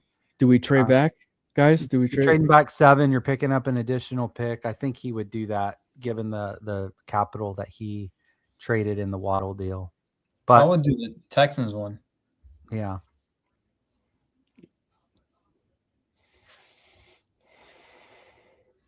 My dogs are so mad at me because they need to be walked. Keontae Scott just went to the Philadelphia Eagles. but now we got Eli staring at us. We just got better value. There's your Ingram replacement for now less because we drafted him in a later slot and we picked up an additional pick in the hundreds. But also, the tight ends that are available are Oscar Delp. Not at 69, but yeah. Daquan Wright's interesting too. I don't know. I'm a Trade big one Ole fan Miss of guy for Levi another, I Stowers. Tanner Kozol, Yeah, Tanner's John Michael, the law firm of John Michael Gillenberg. I don't know. I kind of like Eli Stowers here. Yeah, I like Eli too. There's also linebacker. We just signed Lloyd. We brought back Singleton. We still have Greenlaw. Greenlaw, so maybe not as big. What are you thinking? Would you go Eli here? I would go almost like best player available because like the wide receiver room is so deep. I mean, you can go wide receiver here if you want to. Surratt's interesting, but then like I that's redundant with. I mean, No. We're not getting Surratt. No, we do not need another slow wide receiver in this room. I will overrule that. That's not happening. I vote for Eli, dude. That's Yeah. my. Me too. I think Eli's the pick here. it's just man, it's tricky. I mean, I don't know what's tricky about it. He's the best value on the board at a position of future need. I just also can see a world where he's later. We also have another trade, by the way. Some more trades. I mean, it's good value, but I don't know if you want to like. Who would you get in the 78, 79 range? Well, Click on all. if you look at linebackers, there's your J-Rod. Oh. Uh-oh. Did we lose it? You messed it up? Did we lose it? I think we lost it. I think we lost it. No. Oh, no. We have to start all. We started all again? No. I'm joking. So, for anybody that is that it was just recapping, we were getting ready to through the draft, and it was probably fitting that we stop there. But we were able to trade for Jalen Waddle. We were able to restructure a few players here and there. I believe it was McGlinchey, Talanoa Hufanga, Pat Surtain. We were able to kind of finagle and get restructured. And then we were able to, free up some space. Unfortunate that we were able to get a chance to finish the mock draft there. But, silly fingers. It ended up doing the back option, and we lost all of our stuff. But to answer some of the people's questions, Evan Ingram was still on the team. We were planning to probably, it seems like, lean towards getting a tight end. But yeah, it's an exciting because I love that simulation because me and Jordan were talking about it earlier. Maddie, I don't know if you grew up with Fanspeak. Fanspeak would do ones where you would include off-season and stuff like first wave, second wave, that sort of thing. But they never would include the draft. And the draft is always part of the off-season. And, and so it's just one where we will be using this model, I would just say, a fair amount when it comes to this offseason when we do this stream. So obviously we didn't get a chance to see the end result. So we may have to kind of circle back and do They're improving it every day. So you get one free run through each day. We lost our progress, J-Mag. I hate to say it. We lost our progress. So you dodged a bullet on wanting to move on from Cortland Sutton after this exercise. What was just curious, what position would you go in that spot? Because we were looking tight end. We could have traded I probably would not have gone tight end and gotten Rodriguez. Well, okay. You're muted, I think. I don't hear you. Can you hear me? Yeah, I can now. Are y'all talking about Texas Tech? Yeah. Yeah. Inside backer. Second round, probably even first round. I mean, if you still at pick 30 and you don't address linebacker, I think he's kind of a no-brainer. Yeah. It's just the tight end class. It's just that sweet spot. I mean, you can go there at round 3 and round 4. That's like the sweet spot for me for tight end, maybe even 5. Obviously, I have my biased tight end that I would absolutely love in round 5, and Nate Borkature. But I don't know. I there's also some decent tight ends that were right there that were in that mix, like Justin Jolly. Sam Roush was definitely one that I'm really, really high on. Tozal's one I'm really high on. Borkature, obviously, I love a lot. Flashed a lot. I could see us waiting till the 7th round and drafting a basketball player. I could see But to that. be fair, Yep. but to be fair though, I could also see them waiting on linebacker because the off-ball linebackers are such a deep class that they can go out and get like a Kyle Lewis later, who's probably my favorite, not J-Rod, one of the like top 2 linebackers of the class. Like Kyle Lewis is one of my favorite. Like I love Kyle Lewis from Pittsburgh. He's got the same type as what is it, Avril Reese, or no, not Avril Reese, Sonny Styles from Ohio State, where he was a former safety converted linebacker. So that might work. yeah, so I gotta check him out for sure, Kyle Lewis. okay. But I mean, obviously, what about you guys? What direction would you guys have? I mean, obviously, it sounded like Maddie and Jordan were pounding the table pretty hard for Eli Stowers. In that position, yeah. I mean, Ingram's Yeah. we gotta because I could honestly see Ingram being like that camp cut.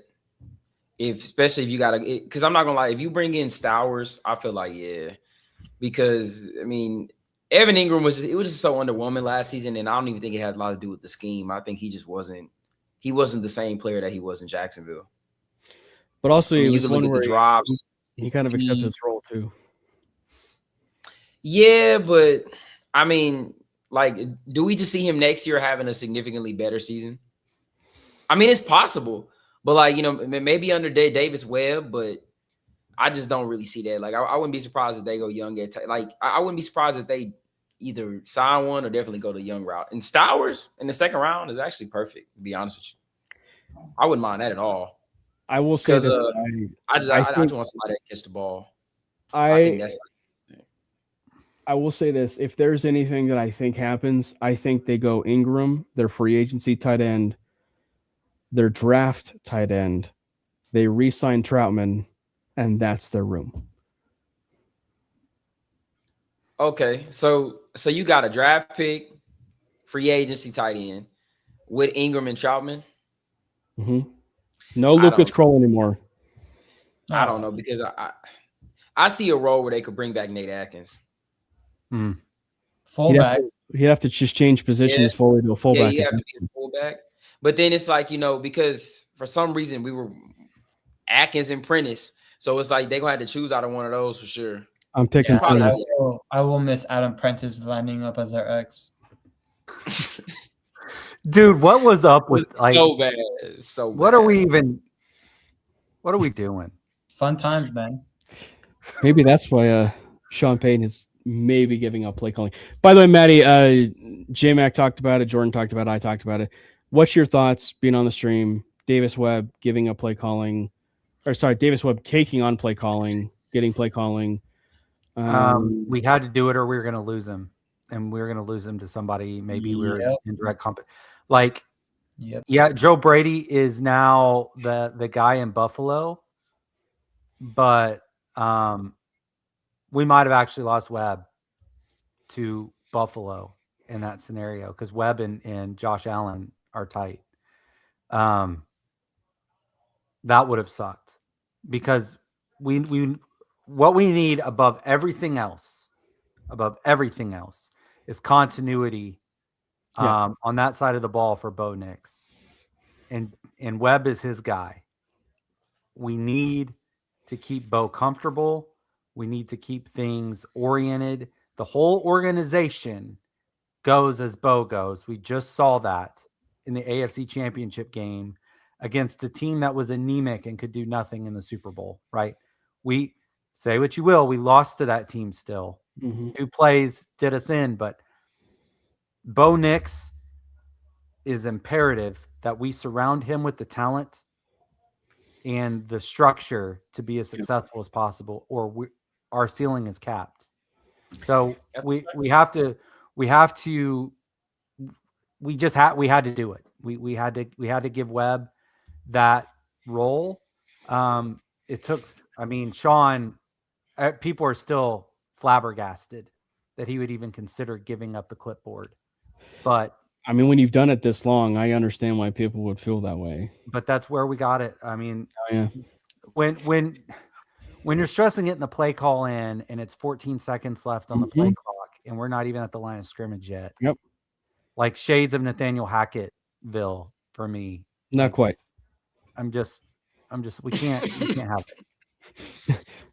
Not quite. Yeah. So let me actually ask a better version of this question in terms of like the extras later to this. Who do you have more confidence in staying on the staff permanently? Vance Joseph or Davis Webb?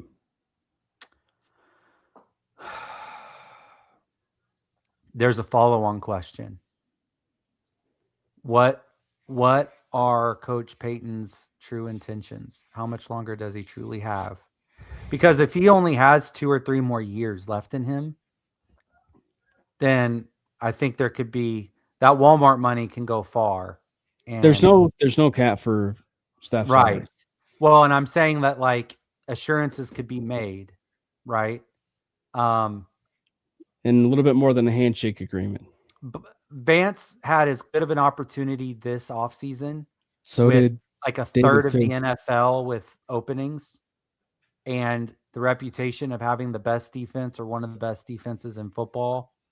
And it's not his first go around. Like, oh, he took his lumps and now he's ready to like a Vrabel, right? Like everybody's like, oh, Vrabel, you know, he took his lumps in Tennessee and now look at him. He could have had that type of arc and he didn't go anywhere. He interviewed for a few jobs, but I don't know how serious those were. If Peyton isn't long for the position, I would say Webb, but really Vance does seem like he's more entrenched. And we just lost Leonard. So like he's got some leverage to get whatever bag he wants. So Yeah, it's a fact. I don't know. That's a tough question. It's a good question. I might have to make that a poll question. Me personally, I would probably say it's right now I would say Joseph because Yeah. I don't really see him. I thought Matty brought up a good point. Third of the league had head coach openings and he didn't take it, and I think a lot of that has to do with him really loving his defense and like he said, Walmart money, bro. Like I feel like especially with Jim Leonard gone too, he can ask for an open check, and the Broncos are gonna have to pay him kind of whatever he wants because that unit is special, and just in terms of like the development that those young guys have had, guys like, you know, obviously the jump Brandon Jones made since he got here, Jaquan McMillan, he can keep going down, Malcolm Roach, like, you know, I mean, it's been a lot of good development that's been going on, Chris Abrams Drain and stuff like that, Riley Moss, where he can ask for an open check. Davis Webb is kind of like, he brought up a good point. You got to see what Sean is kind of just like what the game plan is for this season. If Davis Webb is calling the plays, the Broncos have the potential to make any OC, DC the highest paid ever by $10 million. So they can do whatever they want to in that regard. So I'm not really too worried about that. But if I had to put my money on, I would say Vance Joseph. I just don't see him taking a job unless he's really considered for like a contending team, because he brought up in those interviews he wants to go to a team with great ownership.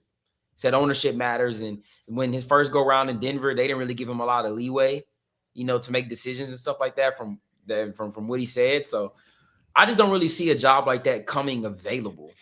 Well, that's like, this season. And that's the side of it too for Davis Webb for me, because like we didn't touch on that earlier too, but it's just like there were 10 jobs. There were 10 jobs open for not just Vance Joseph, but there were 10 jobs for Davis Webb, which weren't just head coaching jobs, but also offensive coordinator jobs because of, you know, staff that, you know, can potentially pry him. And 2 of those were from teams that, frankly, I thought he would have a lot of interest in wanting to go to, the Giants and Bills, formerly of which you came from. But then also, too, like, you also are turning down an opportunity to be the offensive coordinator for Lamar Jackson to go be with Sean Payton. You also are turning down a young quarterback in Jackson Dart. You don't want to be with him. You're turning down also an MVP candidate in also Lamar Jackson, but also Josh Allen to be with Sean Payton and Bo Nix. So it's one where, and then you even look a little bit few years down the line, there's no guarantee that said job that's going to be available in 2 years, maybe a year, is going to be as attractive as a lot of these jobs that's going to be available. Easier said than done now, but like obviously it's such a fluid situation, things change, but there's no guarantee that those jobs are going to be as attractive as they will be, at that point. Because, like, let's just hypothetically say Kubiak doesn't work out, right? Mm-hmm. And the Raiders want to go hire someone else. Is it really that attractive, knowing the fact that Kubiak was canned 2 years later? Nah, I wouldn't. Yeah, I'd agree with you on that. Yeah, and like I said, I think if there's any cycle for us to lose either one of them, it's going to be this cycle. I don't think there's going to be. I mean, because the job opening is going to be with like what the Jets, probably. Mm-hmm. Right. Top, maybe Cincinnati. Right. And it's, that's bad ownership. And I'm trying to think if there's any other like what, because Arizona just got a new coach. Tennessee just hired a new coach. Giants just hired a new coach. Their guys. They did. LaFleur got extended. So unless we see like surprising firing, like I don't like, unless Steichen or O'Connell gets canned, which I think it would be kind of shocking at this point. I mean, I think O'Connell will be like, it will be a bad move. They basically picked O'Connell over the GM. Yeah, you know what I'm saying? So the only job that's like we know for maybe a fact that's going to be 100% open is the Jets. And I don't think anybody in there I would hope not, would choose the Jets over the Broncos under any circumstance. Maybe a Washington, given maybe how wild that. But again, you want good ownership. Apparently, it's pretty ugly there. There's a disconnect between the staff and ownership and what they wanted, which is why Cliff like upped and out of there as soon as he could have. So, yeah, it's tough. So we're winding down the show here. Mm-hmm. This is the early part of it. This is the early show, the early free agency preview. Obviously, we didn't get a chance to wrap things up on what we think the Broncos happen. If you were to make a call now, as we sit here on February 12th, that the Broncos will sign this free agent, that free agent is who? And we'll circle back, obviously, the week or so with free agency, and then maybe make a change. But right now, the Broncos, in your mind, prediction-wise, will sign who? Inside or outside the building? Doesn't matter. Jaquan. Yeah. Well, okay. I should probably go with the. I was gonna say I probably should go out. Easy answer. Go outside the road. Just okay. Yeah. I'll go. From what I've heard, it's looking like Devin Lloyd or Breece Hall. You actually believe in the guys? Yeah, I mean, from what I heard, it's looking like they're gonna really go hard after Devin Lloyd. Like I think we kind of saw it last season, where they attacked. Well, they kind of went after improving the defense first. So, and just like I said, from what I heard, it's looking like they're gonna go after Devin Lloyd like day one. Now I don't know if they can beat out somebody. No, I was just saying Lloyd Dean. Nah, I assume. Yeah. You said what? No, I was just saying like Lloyd Dean, because man, that'd be. Yeah. I mean, I don't think Dean is a day one guy. Like if we're talking about day one, I think they're gonna go big name hunting for day one. I think it's gonna be Lloyd or Breece. That's just my guess. If I had to put everything confidently, I might lean Breece just because he's cheaper, and I don't think a lot of the teams at the top are in the market for a running back. Like a lot of the teams with the top money for agency, I don't think they're in the market for a running back. Maybe the Chargers, you know what I'm saying? But Chiefs, I could see that. Well, the Chiefs is going to be really hard because they have to restructure, and they still got to reback Kelsey. So you have to so even with restructuring Mahomes and Jones, I think they're still like right underneath, and like they're still in the negative if I'm not mistaken. So, but I definitely, if I had to put money on, I would probably say Breece or Devin Lloyd. I can't really pinpoint one, but just from what I heard, I would not be surprised if day one they go get Devin Lloyd, or if Devin Lloyd say he goes to Tennessee, that we were one of the finalists in his choices. In strong, in contention, like all those things. I'm tired of hearing that, or like we like what we have. Mm-hmm. Oh my gosh, I'm so over all that. No, Lloyd would be a stud, especially if he's going to get the dot, and we could, incredible season.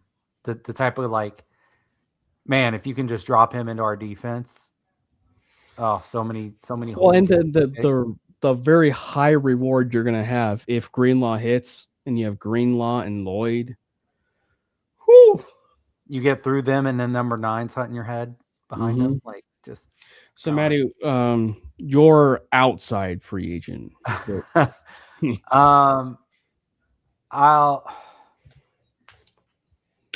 So Dobbins wouldn't technically be outside. I was gonna say, yeah, Dobbins would not necessarily be outside. Which I think that market number that they had earlier was ridiculous. I think for sure 4-ish plus range, and at that point we would bring him back. I'm gonna say Breece Hall, something like a 3 for 33 plus incentives. Maybe that can get it to like 36. Maybe some type of 1,000-yard bonus or something, 1,400 yard from scrimmage type of bonus, something from him. And we've seen Peyton use 2 backs before. So even if he loves Harvey and loves the trajectory he's on, there's nothing to keep him from adding Breece. So I like that. I'm going to go with Breece Hall as well. Well, like I said, I'm probably leaning the Breece Hall route right now. But there's a scenario, and is it a pipe dream? Probably lean towards it. It's a pipe dream, but I said it last week. There's a scenario that I'm not ruling out, and it's because of the fact that if they really are intentional about making this a really good running back room, double dip, Dobbins and Algier. No, I'm actually saying that I think that's a very real chance they do Dobbins and Hall. And you have, that's your room. RJ Harvey, Breece Hall, and J.K. Dobbins. No Jaleel experiment, no Tyler Toilet experience. And they roll with 3 backs. We bring back a fullback, add another tight end. Maybe we can do some 12. Maybe we can do some 21. Maybe we can do some 22 in certain scenarios. That's interesting. I wonder how much more we're going to be under center, under Webb. No, I know, but that's just the aggressive nature, because it's I could easily look at them and say the running back room, based on what we saw in the Super Bowl, is needed. So let's do right by Dobbins. Let's sign him to that deal, and let's go also be aggressive and get Breece Hall. And maybe there is that backdoor communication between Mookie and Aaron Glenn of, saying, hey, if you were to leave, we know exactly a place you need to go to succeed.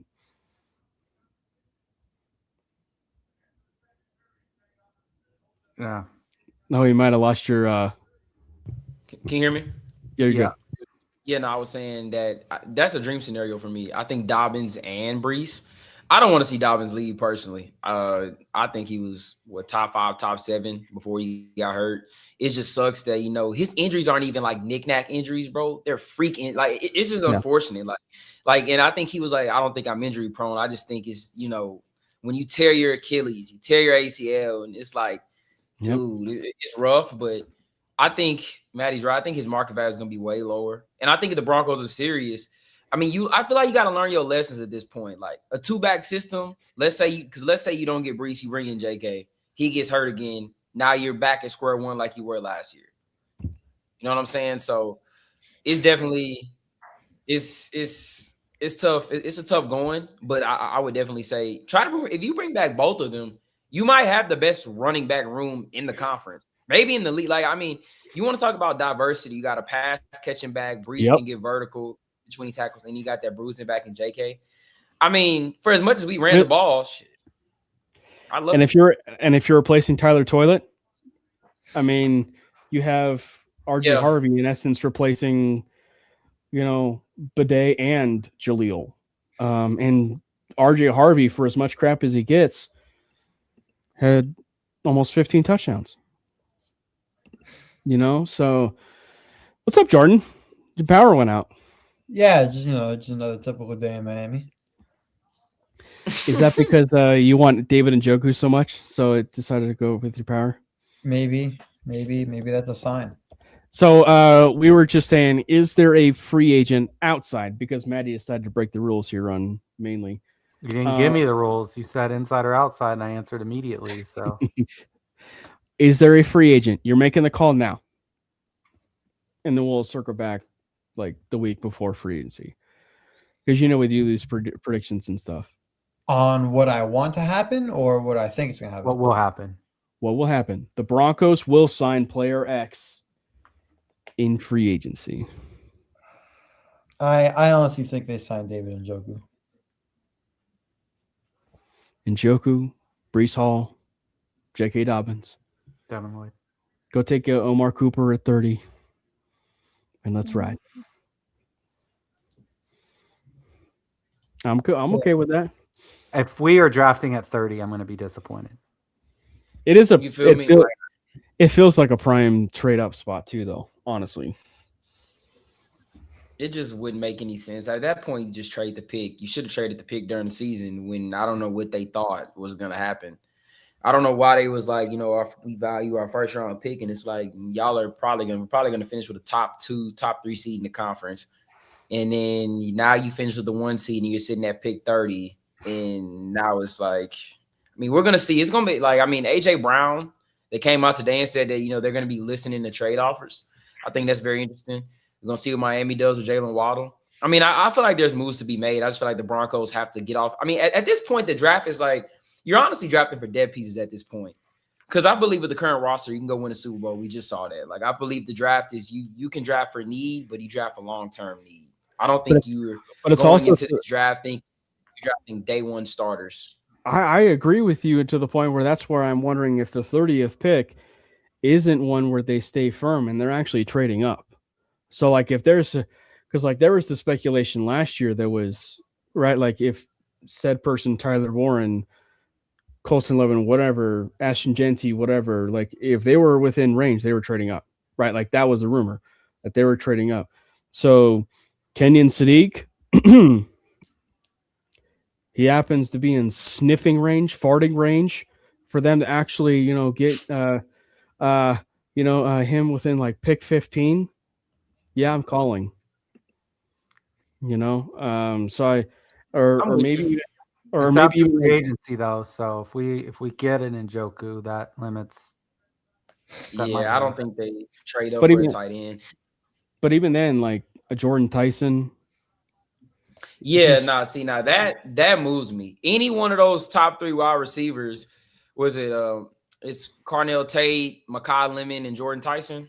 Mm-hmm. Yeah, in any one of those guys, if you got a chance to get them, I feel like Tyson's especially Tyson's just so fascinating because he has the injury history, and you never know. I think he's drafted high, but you just never know due to people's injury reports and their stuff that any team can have some sort of report that says, "Oh, I feel pretty lukewarm about this report, so much so that I have a late first round grade on a guy and he drops, on whatever." Like it's stupid reasons, but it has happened before. Man, there are just so many receivers that are proven. Like, I know Bo's young, right? But like we're on the cusp. Do we really have time? They like Franklin. They like Bryant. I get it. They're young guys that still need to develop. Do we really want to go get a They love Portland instead of going to get somebody that's actually tried and true? Garrett Wilson still exists. Like, yeah, that's a fact. Like they're all these guys that can contribute tomorrow. Yeah. Because we beat Josh Allen in a playoff game throwing touchdowns to Frank Crum and Lil Jordan Humphrey. So I feel like just imagine if you do get weapons, with the sky's the limit in what you can do. I just think I think now you move in the direction of like where you're operating. Because I remember like when we got Manning, he threw the 55 touchdowns, you lost in the Super Bowl, and they were like, okay, let's go be uber aggressive in the offseason. Mm-hmm. I feel like you got to operate with that same mindset of who you have at quarterback because you want to win while you're on the rookie deal. You feel like you should have been in the big game. You should have had a chance at it. you got to be uber aggressive, and that means going big name hunting. That means stop being. I'm not saying. I mean, it's almost like F them picks, kinda. But I'm not all on board with trading all the picks. But it's like, dude, if Justin Jefferson somehow, some way is available, like, or or Philly's like, yeah, we're asking a 2nd round pick for AJ Brown. Like, I feel like these things are just no brainers to where it's like, yo, just go get the shit done instead of, because I'm telling you right now, if we go into next season with Cortland Sutton and Lil Jordan Humphrey on this football team again as valuable assets on the offensive side of the ball, I don't know what I'm like. You just said lucky like that again. You just said yourself though that it's a Super Bowl roster that they could win though. Yeah, no, yeah. I mean, but like the weakest link is the receiver room, bro. And it's like, how much like do you put in? Like Bo Nix is having to carry this way too much, bro. Like it's just. I get it. He's having to carry way too much. I mean, it's no way you should be going to the Super Bowl and your team leads the league in drops, and you can't run the football. Your team leads the league in drops. You don't have a tight end. Like, and you almost get to the Super Bowl. And it's just like you go into the offseason and you just say, you know what? I like the room we got. Like, it's just like, what are we doing, bro? We like what we have. I'm just being for real. Oh, no. The funniest, the funniest thing is too, like it just goes back to the conversation we always have, which is we would love to, and it's it just goes to circle back on like the entirety of the conversation of the Broncos offseason, right? Because we all agree, at least I hope we all agree, the Broncos roster is a pretty good roster. And I think all of us would agree in the sense that where they really lack is just the top end playmaker, wide receiver 1, running back 1, tight end 1 talent. And can they really be that aggressive where they can really rebrand a few things here and there to make this team that Philadelphia Eagles type unstoppable in that AFC where, like, and granted, I say that just because like there's a position we really didn't talk about that could be rebranded in a sense, and that's the linebacker room or even the tight end room. Like, heck, they frankly could cut Ingram, and then because of that, they go out and be aggressive for a guy like a Pitts and an Njoku, which at that point you're talking about a completely new like scenario where for like weapons, and obviously that's a bit of a pipe dream type of scenario on that one, but it's just like there's ways that they can do this. Like they can massage money, because cap is a myth and the Broncos ownership group is the richest owners in sports, so it can go a million different directions. Yeah, I agree. I just think if you're aggressive enough to give Cortland Sutton $100 million, then you should be aggressive in every other single aspect. Honestly, that's just how I'm looking at it. I mean, if you give him $92 million and they were still rumored to go after Diggs, go after Cooper Kupp, and you just couldn't get the deals done. Yeah. You got to move, man, because we're about, I'll say, 2 years away from being in, I won't say cap hell, but the cap really starts to hurt us. So you got to do something within these next 2 years. Make a move or something. It's time because like Maddie said, bro. I mean, you can love the young wide receivers, but you're gonna need a playmaker. Like I would let's see this offense that can win on a down and down basis. I would love. I mean, it just is looking like at this point, but I just can't imagine if we got a guy that can just win on every single down. I would love Pickens too. If you trade for him. I think number 19 can win a lot, and he doesn't get used. But I'm just some guy in a basement in Nebraska, so what do I know? Well, and I will say this, and we talked about it. I am very fascinated about the Wan'Dale Robinson thing. I am very fascinated about that because at $21 million a year, I don't know if he gets it because it's going to range between 17 and probably high end 25. But it's just like I am very fascinated about that, just because of his fit. Wait, with what? Wan'Dale Robinson. I am very fascinated about it. It's hard to ignore the Davis Webb connections with he and Webb. It's also hard to ignore the overall fit and everything that he could probably lift this team. There's probably ways it can happen between Marvin Mims and him on the same field. Mims is a running back situation, and you also have Wandale on the field. Could be a little bit more creative in situations, but he's also a bit of a same type of clone as Marvin Mims. So it's just, I am very fascinated. And then also you put him on the field, he's probably your most explosive player, probably, and yak monster of anybody that is in that wide receiver room right now. That's a fact. I'm not against Wandale at all. Honestly, I'm not. It's just it is. I mean, J-Mac, you and I briefly talked about it. It's like it's just definitely one I'm very curious about, just because of the overall connections. So, still height wise, skill wise, we'll see. We'll see if it fits.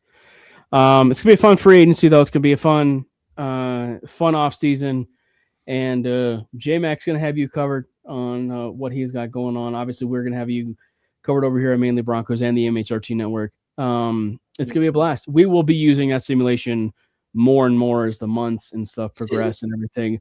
So it's gonna be a lot of fun. And make sure you hit the subscribe button for the MHRT network page. There's a join feature for different features. Feel free to be a member for however it is that you feel like. Also follow us over there on social at Cameron Parker PO, at Jordan T. Lopez, at Matty Moles Pod, and of course at JMax Sports. Make sure you follow him over there and everything he's doing over there on Instagram. He is actually more famous.